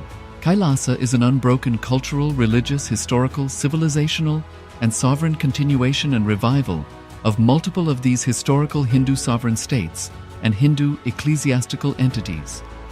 The unbroken continuity of these ancient Hindu nations through KAILASA results in the legal recognition of KAILASA as per the international customary law, particularly the doctrine of continuity. The international law, the doctrine of continuity, implies that upheavals and revolutions within a country, changes in government, territorial adjustments, measures taken during military occupation, or other internal transformations do not negate the existence of the country, do not affect the legal personality and international obligations of the country or state. The Vienna Convention on Succession of States in respect of treaties, 1978, addresses these principles of the doctrine of continuity as it outlines international law during situation of state succession or continuation. International law recognizes a state's legal personality by recognizing its identity. This perspective extends even during the period when the given state or country is annexed or occupied by a foreign power. Even in such cases, the legal personality of the state is considered to persist, enabling its subsequent re-establishment. Historical examples dating back to the 18th century include cases like Portugal and Genoa that were re-established after the Vienna Congress of 1815. More recent examples include countries such as Poland, Ethiopia, Czechoslovakia, Albania, and Austria that were re-established after World War II. Even when a nation is deprived of its territory, the nation continues to exist. Its sovereignty and international legal personality continues to persist. The Dalai Lama, as the spiritual and temporal leader of Tibet, exemplifies this principle. In 1959, the Dalai Lama was exiled and forced to flee. Despite the challenges faced, the Dalai Lama continues to advocate for the preservation of Tibetan culture and garners worldwide support for Tibetan autonomy on the global stage. Similarly, from 1309 to 1376, the Pope of Catholicism had been in exile in Avignon. Despite this, he was recognized as the head of state as well as head of the church and given full privileges of the position after their return to Rome. Even in 1861, much of the papal territories had been lost, leaving the Pope with no sovereign territory other than the papal residence and related buildings. Yet his temporal powers were still acknowledged. He was recognized as a head of state, and later, the Lateran Treaty of 1929 formally re-established papal sovereignty over the Vatican City. The Sovereign Order of Malta further exemplifies this principle, retaining international recognition as a sovereign entity despite the permanent loss of their territory upon Napoleon's invasion in June 1798. Despite such permanent loss of territory, the sovereignty and the international legal personality of the Sovereign Order of Malta continue to persist. Much later in 1894, the order settled in Rome and acquired two properties, the Magistral Palace and the Magistral Villa that received extraterritorial status. Today, the order maintains diplomatic relations with 112 countries, issues its own diplomatic passports, currency stamps, and vehicle registration plates, and has been granted observer status in the United Nations. All these examples of state re-establishment illustrate the principle of continuity of states, as per international law, that a state's legal personality persists over time. A nation continues to exist even after a complete loss of territory. A far more striking example is of the oceanic countries, which are under the threat of their entire nation being drowned and submerged due to rising sea levels owing to global warming. In response to such existential threat of climate change, Pacific Island nations, including Tuvalu, have enacted constitutional amendments and made international declarations affirming that their nation and their sovereign rights will continue to persist, despite their entire territory being lost to the sea.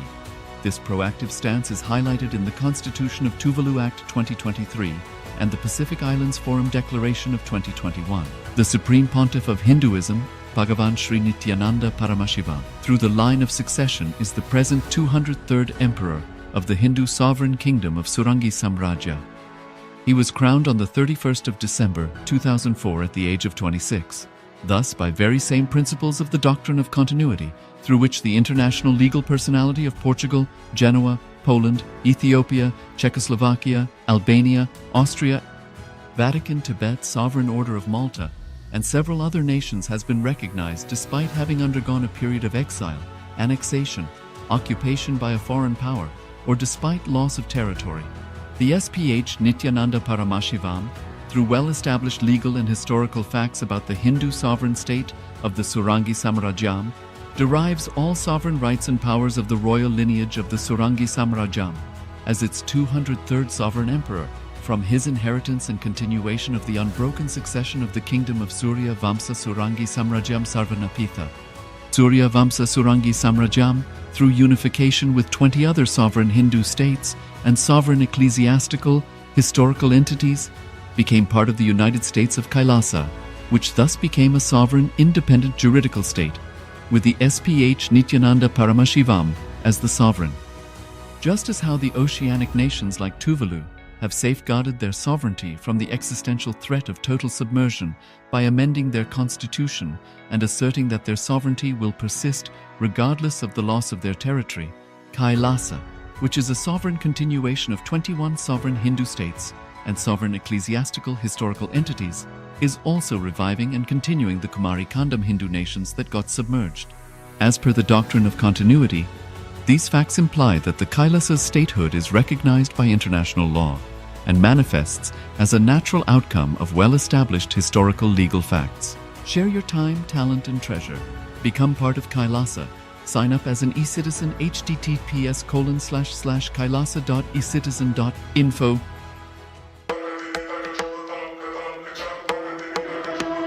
With Paramashiva's grace, we have evolved UAN, United Nations for Ancient Nations. Paramashiva successfully manifested, and now he is introducing this to all of you, to the world formally United Ancient Nations. It is United Nations for Ancient Indigenous Nations. This is a profound intergovernmental body.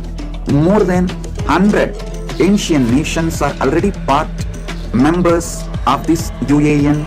It is to unite and support all the indigenous nations, indigenous kingdoms all over the world.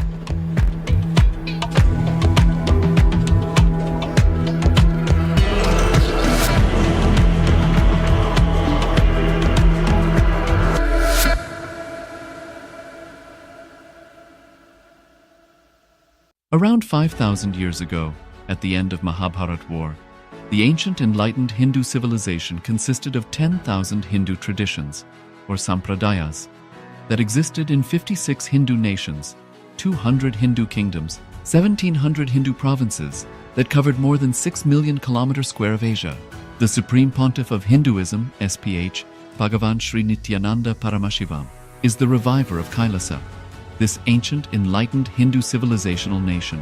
KAILASA is an unbroken cultural, religious, historical, civilizational, and sovereign continuation and revival of multiple of these historical Hindu sovereign states and Hindu ecclesiastical entities. The unbroken continuity of these ancient Hindu nations through KAILASA results in the legal recognition of KAILASA as per the international customary law, particularly the doctrine of continuity. The international law, the doctrine of continuity, implies that upheavals and revolutions within a country, changes in government, territorial adjustments, measures taken during military occupation, or other internal transformations do not negate the existence of the country, do not affect the legal personality and international obligations of the country or state.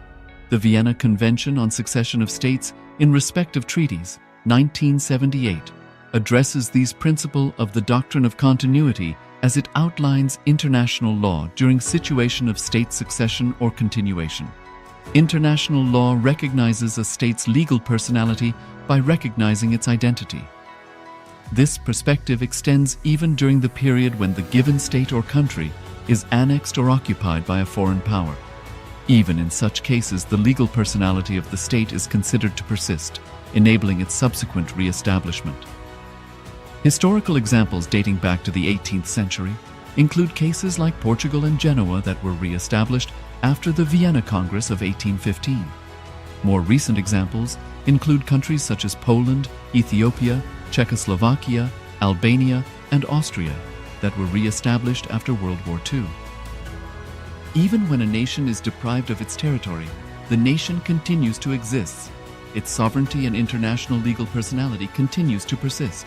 The Dalai Lama, as the spiritual and temporal leader of Tibet, exemplifies this principle.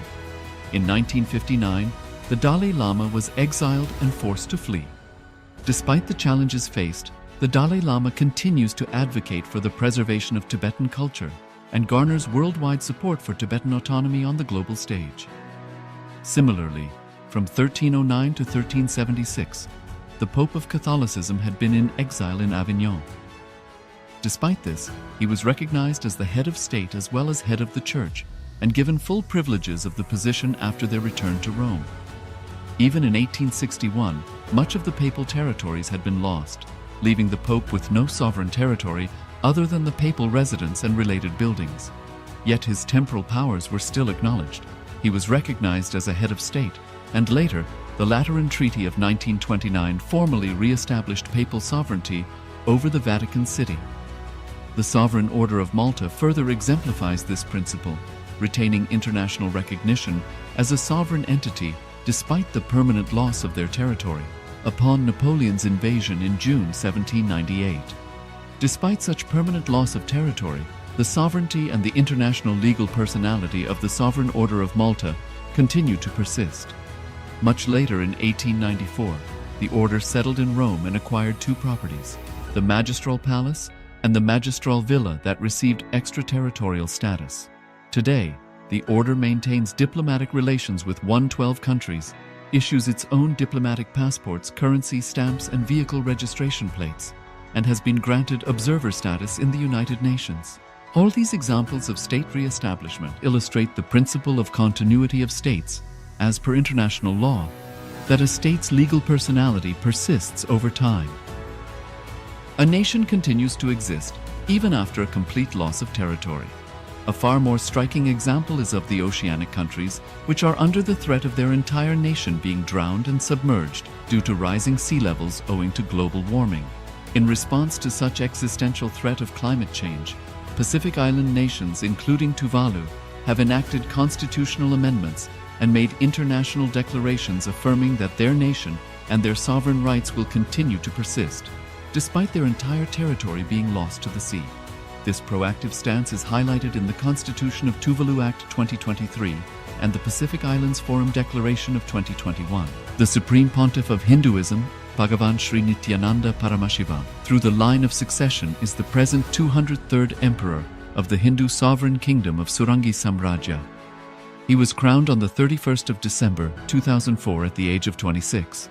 Thus, by very same principles of the doctrine of continuity, through which the international legal personality of Portugal, Genoa, Poland, Ethiopia, Czechoslovakia, Albania, Austria, Vatican, Tibet, Sovereign Order of Malta, and several other nations has been recognized despite having undergone a period of exile, annexation, occupation by a foreign power, or despite loss of territory. The SPH Nithyananda Paramashivoham, through well-established legal and historical facts about the Hindu sovereign state of the Surangi Samrajyam, derives all sovereign rights and powers of the royal lineage of the Surangi Samrajyam as its 203rd sovereign emperor, from his inheritance and continuation of the unbroken succession of the kingdom of Surya Vamsa Surangi Samrajyam Sarvanapitha. Surya Vamsa Surangi Samrajyam, through unification with 20 other sovereign Hindu states and sovereign ecclesiastical, historical entities, became part of the United States of KAILASA, which thus became a sovereign, independent juridical state, with the SPH Nithyananda Paramashivoham as the sovereign. Just as how the oceanic nations like Tuvalu have safeguarded their sovereignty from the existential threat of total submersion by amending their constitution and asserting that their sovereignty will persist regardless of the loss of their territory, KAILASA, which is a sovereign continuation of 21 sovereign Hindu states and sovereign ecclesiastical historical entities, is also reviving and continuing the Kumari Kandam Hindu nations that got submerged. As per the doctrine of continuity, these facts imply that the KAILASA's statehood is recognized by international law and manifests as a natural outcome of well-established historical legal facts. Share your time, talent, and treasure. Become part of KAILASA. Sign up as an eCitizen https://kailasa.ecitizen.info.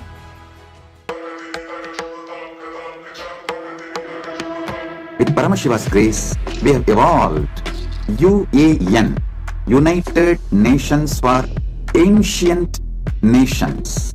Paramashiva successfully manifested, and now he is introducing this to all of you, to the world formally United Ancient Nations. It is United Nations for Ancient Indigenous Nations. This is a profound intergovernmental body. More than 100 ancient nations are already part members of this UAN. It is to unite and support all the indigenous nations, indigenous kingdoms all over the world.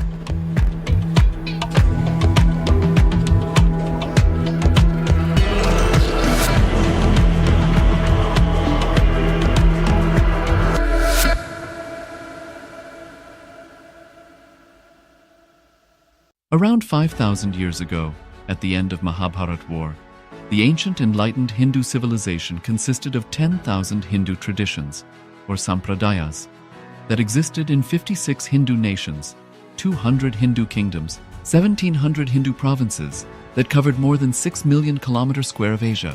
The Supreme Pontiff of Hinduism, SPH, Bhagavan Sri Nithyananda Paramashivoham, is the reviver of KAILASA, this ancient enlightened Hindu civilizational nation.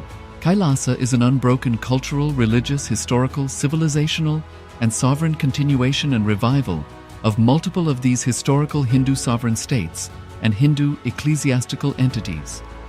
The unbroken continuity of these ancient Hindu nations through KAILASA results in the legal recognition of KAILASA as per the international customary law, particularly the doctrine of continuity. The international law, the doctrine of continuity, implies that upheavals and revolutions within a country, changes in government, territorial adjustments, measures taken during military occupation, or other internal transformations do not negate the existence of the country, do not affect the legal personality.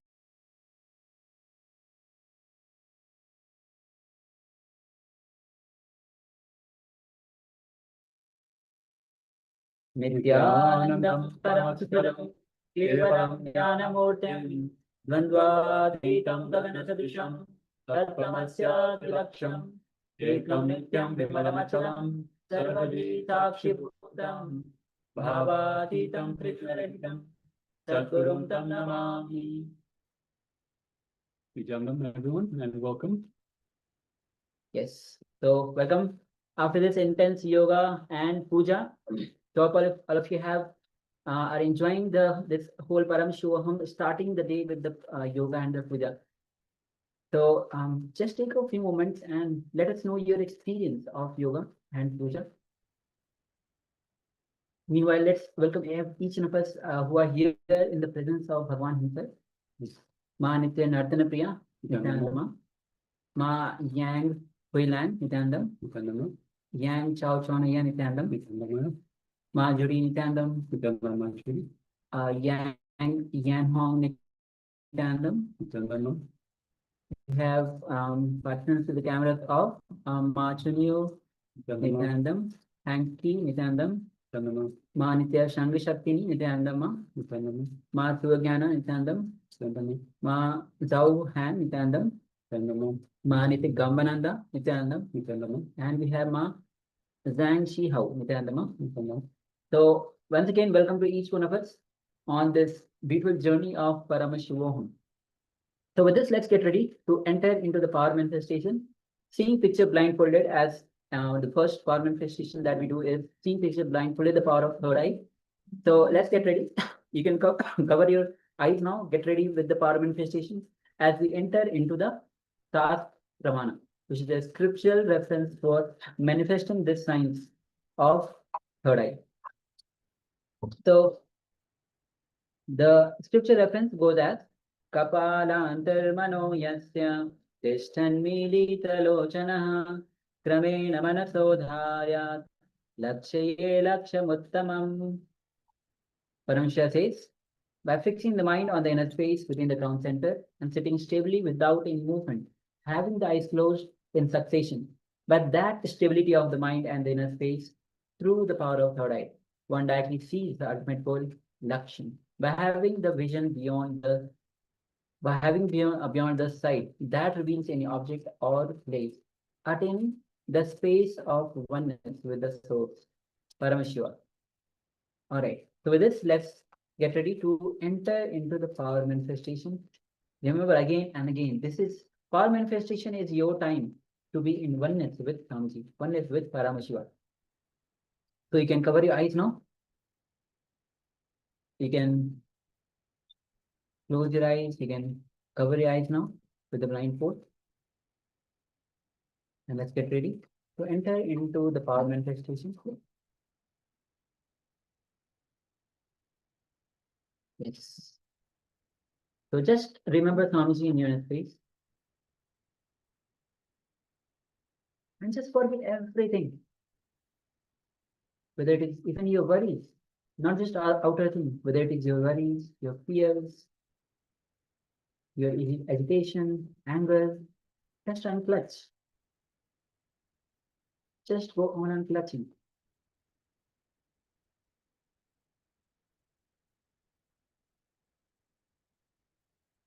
The more you start unclutching becomes part of you. Then automatically unclutching becomes a habit, and that grows in you. And when you enter into that pure unclutched peace, that nirvikalpa samadhi, that restful awareness from where all the powers starts manifesting. So just visualize Swamiji in your space and connect with him. That pure space.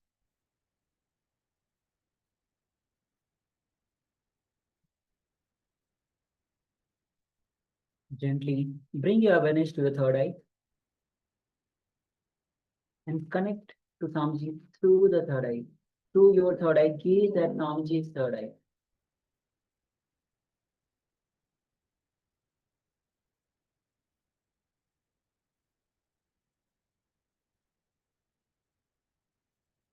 And just reside in your third eye.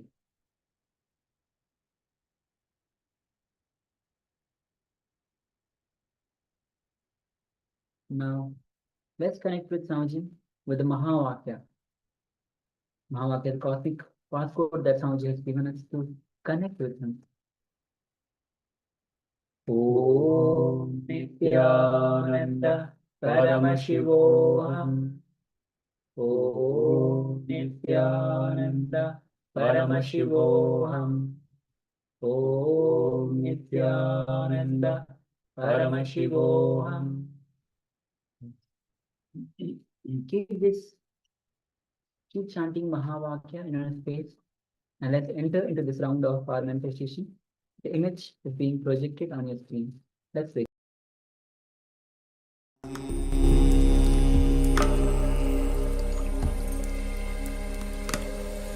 Om Nithyananda Paramashivoham.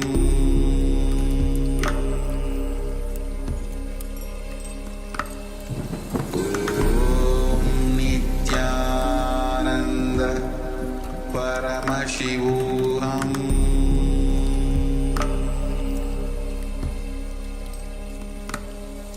Om Nithyananda Paramashivoham. Om Nithyananda Paramashivoham. Paramashivoham.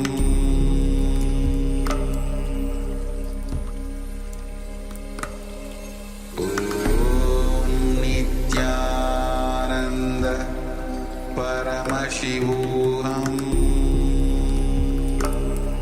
Nithyananda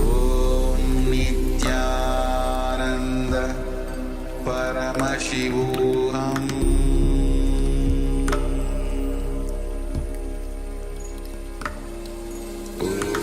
Om Nithyananda Paramashivoham.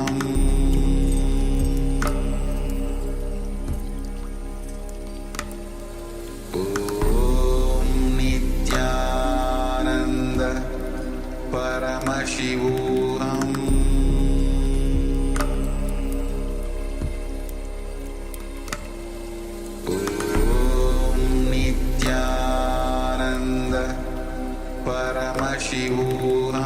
Om Nithyananda Paramashivoham. Om Nithyananda Paramashivoham. Paramashivoham.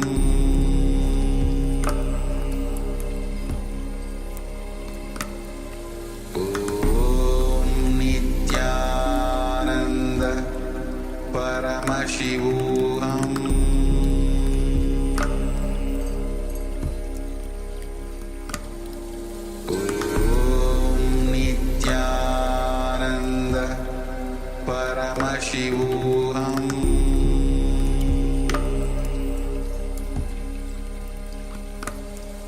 Om Nithyananda Paramashivoham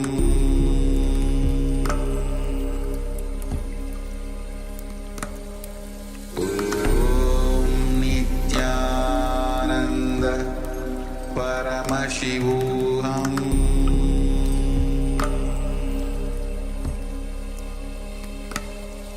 Om Nithyananda Paramashivoham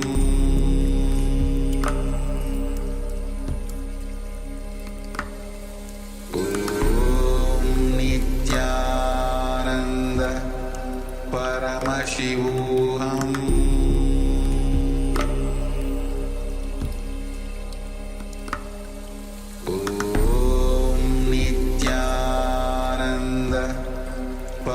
Paramashivoham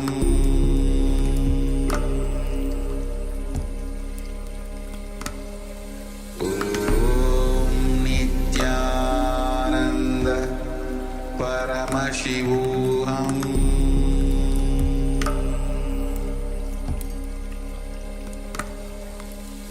Om Nithyananda Paramashivoham Paramashivoham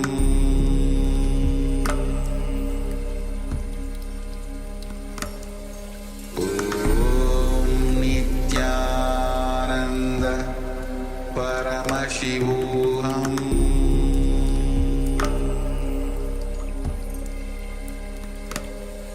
Om Nithyananda Paramashivoham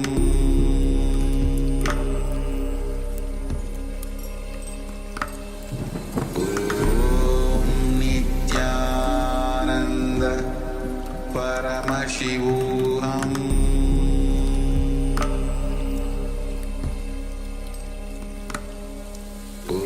Om Nithyananda Paramashivoham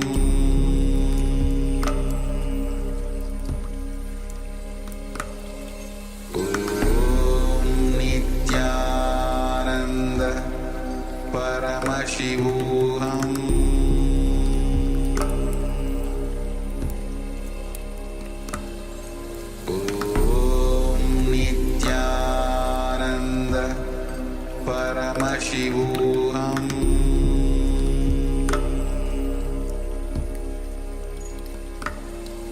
Om Nithyananda Paramashivoham Om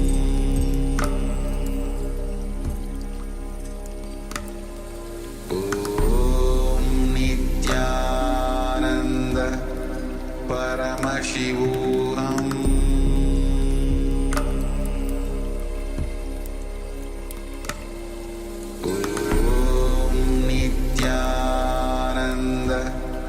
Paramashivoham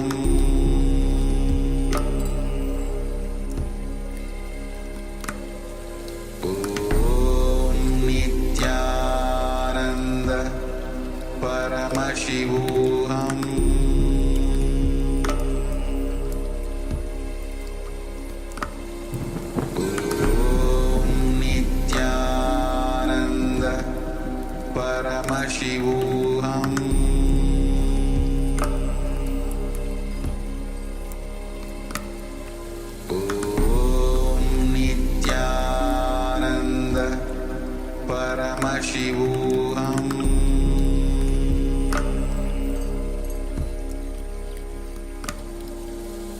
Om Nithyananda Paramashivoham Paramashivoham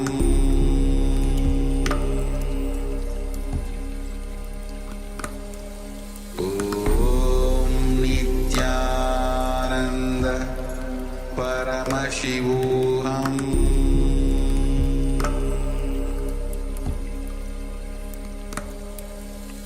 Om Nithyananda Paramashivoham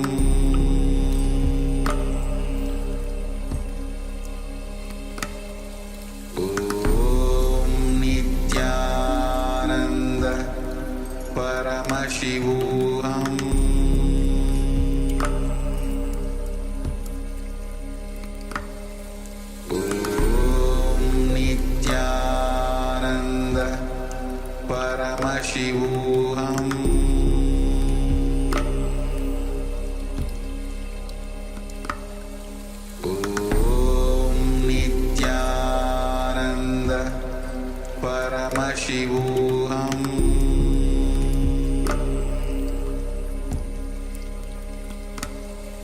Om Nithyananda. Yes. Now slowly, very slowly, you can remove the eye band. You can open your eyes.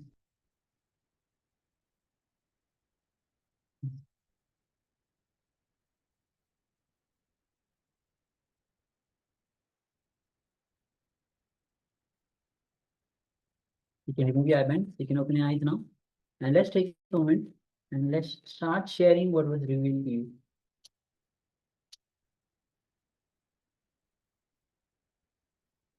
Yes, requesting everybody to remove your eye bands.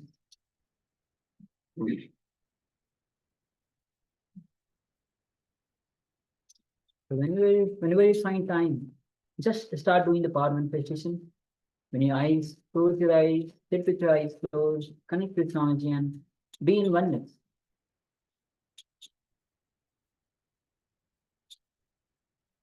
You already have one sharing. Marchunu shares orange tea, lot of orange.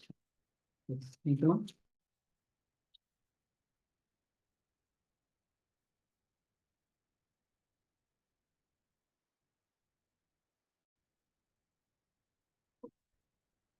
Which requesting everyone to please take a moment and share.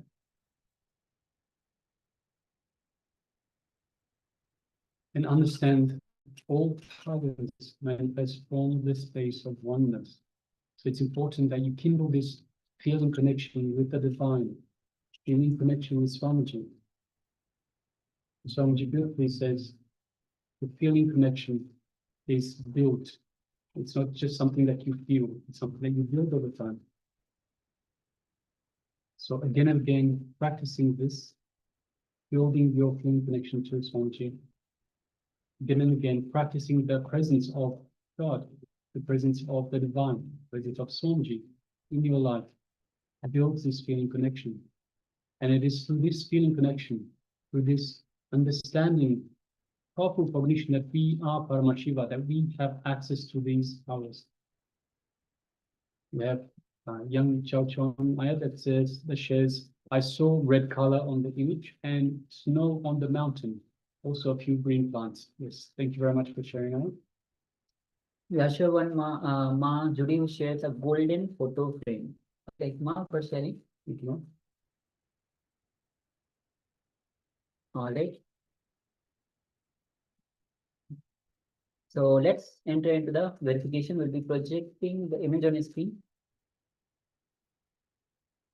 So yes, this is the image. You can see it's an autumn season. You can see the leaves have the colored leaves are just falling on the ground. People are walking around. A nice autumn season. So, and of course the trees. Yes, so and a pathway for sure. So this is the scene that was projected. So orange tree, a lot of orange. So the color itself is orange. So you might have interpreted as these orange tree. Huh? Yes, thank you. Yes, thank you very much for sharing, Ma. So yes, there is a lot of orange on the trees themselves. The orange leaves in this wonderful autumn scene. So yes, Ma Chunyu, thank you very much for sharing. Young Chow Chuanaya says, I saw red color on the image. So we do have some red, some darker shades on some of the leaves that look reddish. Snow on the mountains. We don't see the mountains, so the trees are in the way, so we don't know whether there are mountains or not. We can see some white through the trees, especially on the left-hand side. Also looks a little bit misty. So yeah, that might be interpreted as snow. And also a few green plants. So there is a little bit of green. So perhaps there are some evergreens or perhaps some trees that haven't yet started turning yellow, haven't realized yet that it's autumn. So yes, thank you very much for sharing. Congratulations for manifesting. Marjorie shares a golden photo frame. So these kind of scenes generally is in the houses you will find as in the photo frame. So you might have seen a video picture of this and with the frame in this picture in the photo frame. So yes, thank you, Ma, for sharing. Yes, thank you for sharing, Ma. So we have Ma Young Yan Hong that shares I saw green grass. Yes, ma'am, we do have some green grass. If you have a look just on the left-hand side, there's lots of green grass. And just below, at the front, you can see a bit of green grass underneath all the leaves that have fallen. We have zebras and giraffes. So we don't have the zebras or giraffes, but we do have the trees, because they're along the pathway, it looks like stripes. So you might have interpreted that as stripes for the zebra. And also they're very tall, so tall trees. So that might be the connection to the giraffes. A circular object in light blue, circular object. So the trees themselves are all circular in nature. Light yellow, we have a lot of yellow, and person's head. We have at least 4 people that we can see on the pathway. So yes, my congratulations for manifesting, and thank you very much for sharing. Yes. So thank you all for manifesting. So let's move. So let's move to the second round of the power manifestation. So once again, you can cover your eyes now. We'll be projecting you another image on your screen. So that, so let's cover your eyes now. Sit with your head, neck, spine, and straight line, and connect with Swamiji. Remember, only when you connect with Swamiji, when you remember Swamiji, you invoke Swamiji you invoke Swamiji, you invoke his presence, because he's alive, because he is very much energy, he's alive. So when you connect with Swamiji, you invoke his presence. So with that simple, innocent mind, just connect with him. Drop any self-doubts that you have, just drop it. Any confusions arising, just drop it. Any delusions that arises, just drop it. The more confusion, the more delusion, the more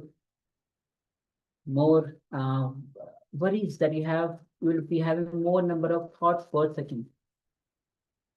More doubts that you have, you'll be having more thoughts per second. So just reduce, unclutch even from your worries, your fears. These are also the memories. So just unclutch from everything, every single thought. Just unclutch.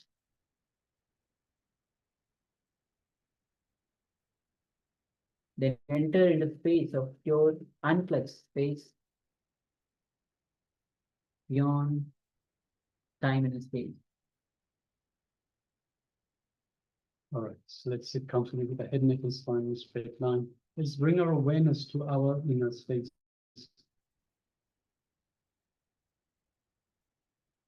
The inner space is the space that Swamiji has initiated us in, to connect to him, to connect to the divine. So let us do just that. Let us invoke Swamiji in our inner space. Let us remember everything, the essence that makes Swamiji, Swamiji. It's everything Swamiji is, everything Swamiji represents, everything Swamiji means to you.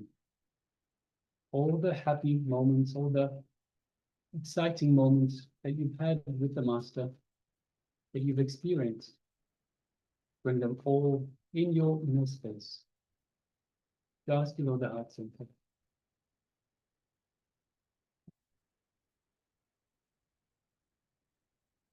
Feel that feeling connection that you have to the Master. Bring your awareness to it.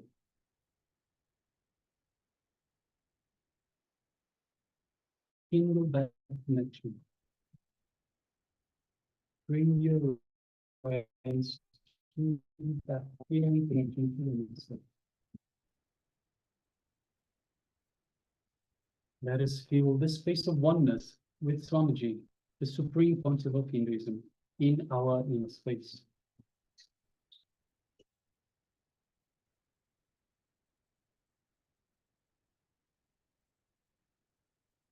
Now let us move our awareness to the third eye, just between the eyebrows.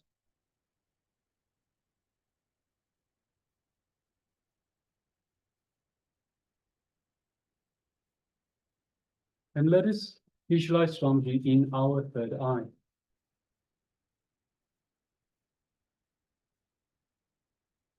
And gently gaze through our third eye into Swamiji's third eye.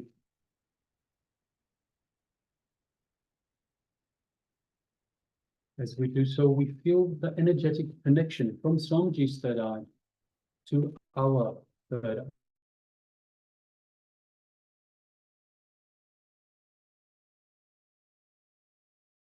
Sensation, a light built up of energy in the third eye. As Swamiji is awakening and energizing your third eye.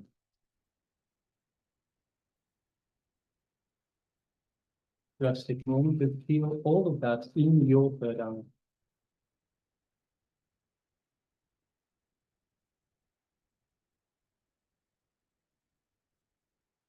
Now let us start chanting Mahavakya to connect further to Swamiji. The Mahavakya is Om Nithyananda Paramashivoham, which means Om, in eternal bliss, I am Paramashiva. Remind us of our true nature, our divine nature. Remind us of our connection to the divine. We are the divine. Let us start chanting.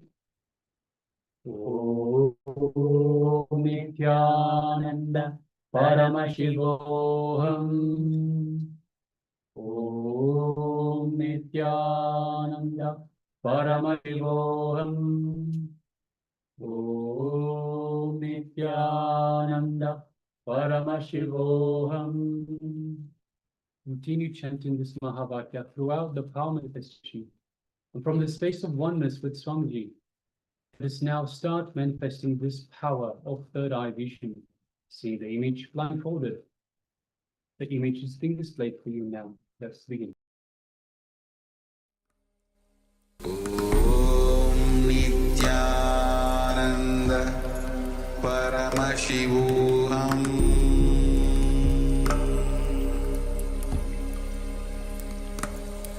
Om Nithyananda Paramashivoham.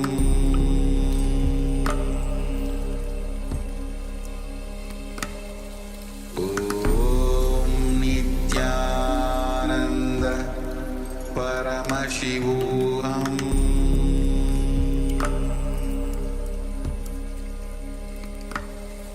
Om Nithyananda Paramashivoham.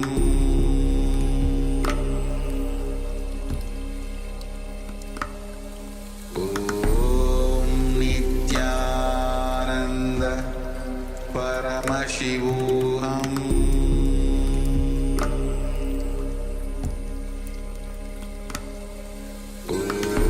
Om Nithyananda Paramashivoham.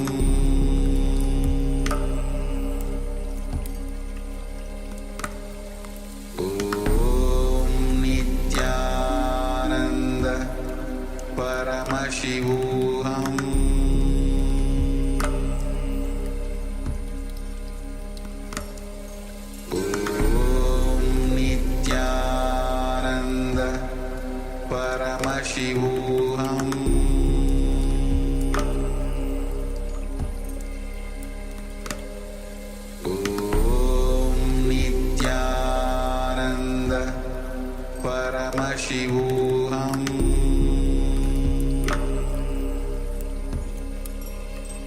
Paramashivoham. Om Nithyananda Paramashivoham.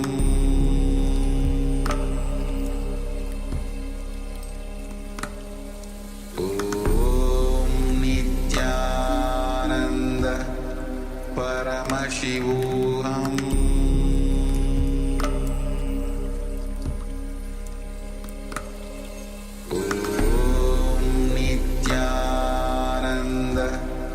Paramashivoham.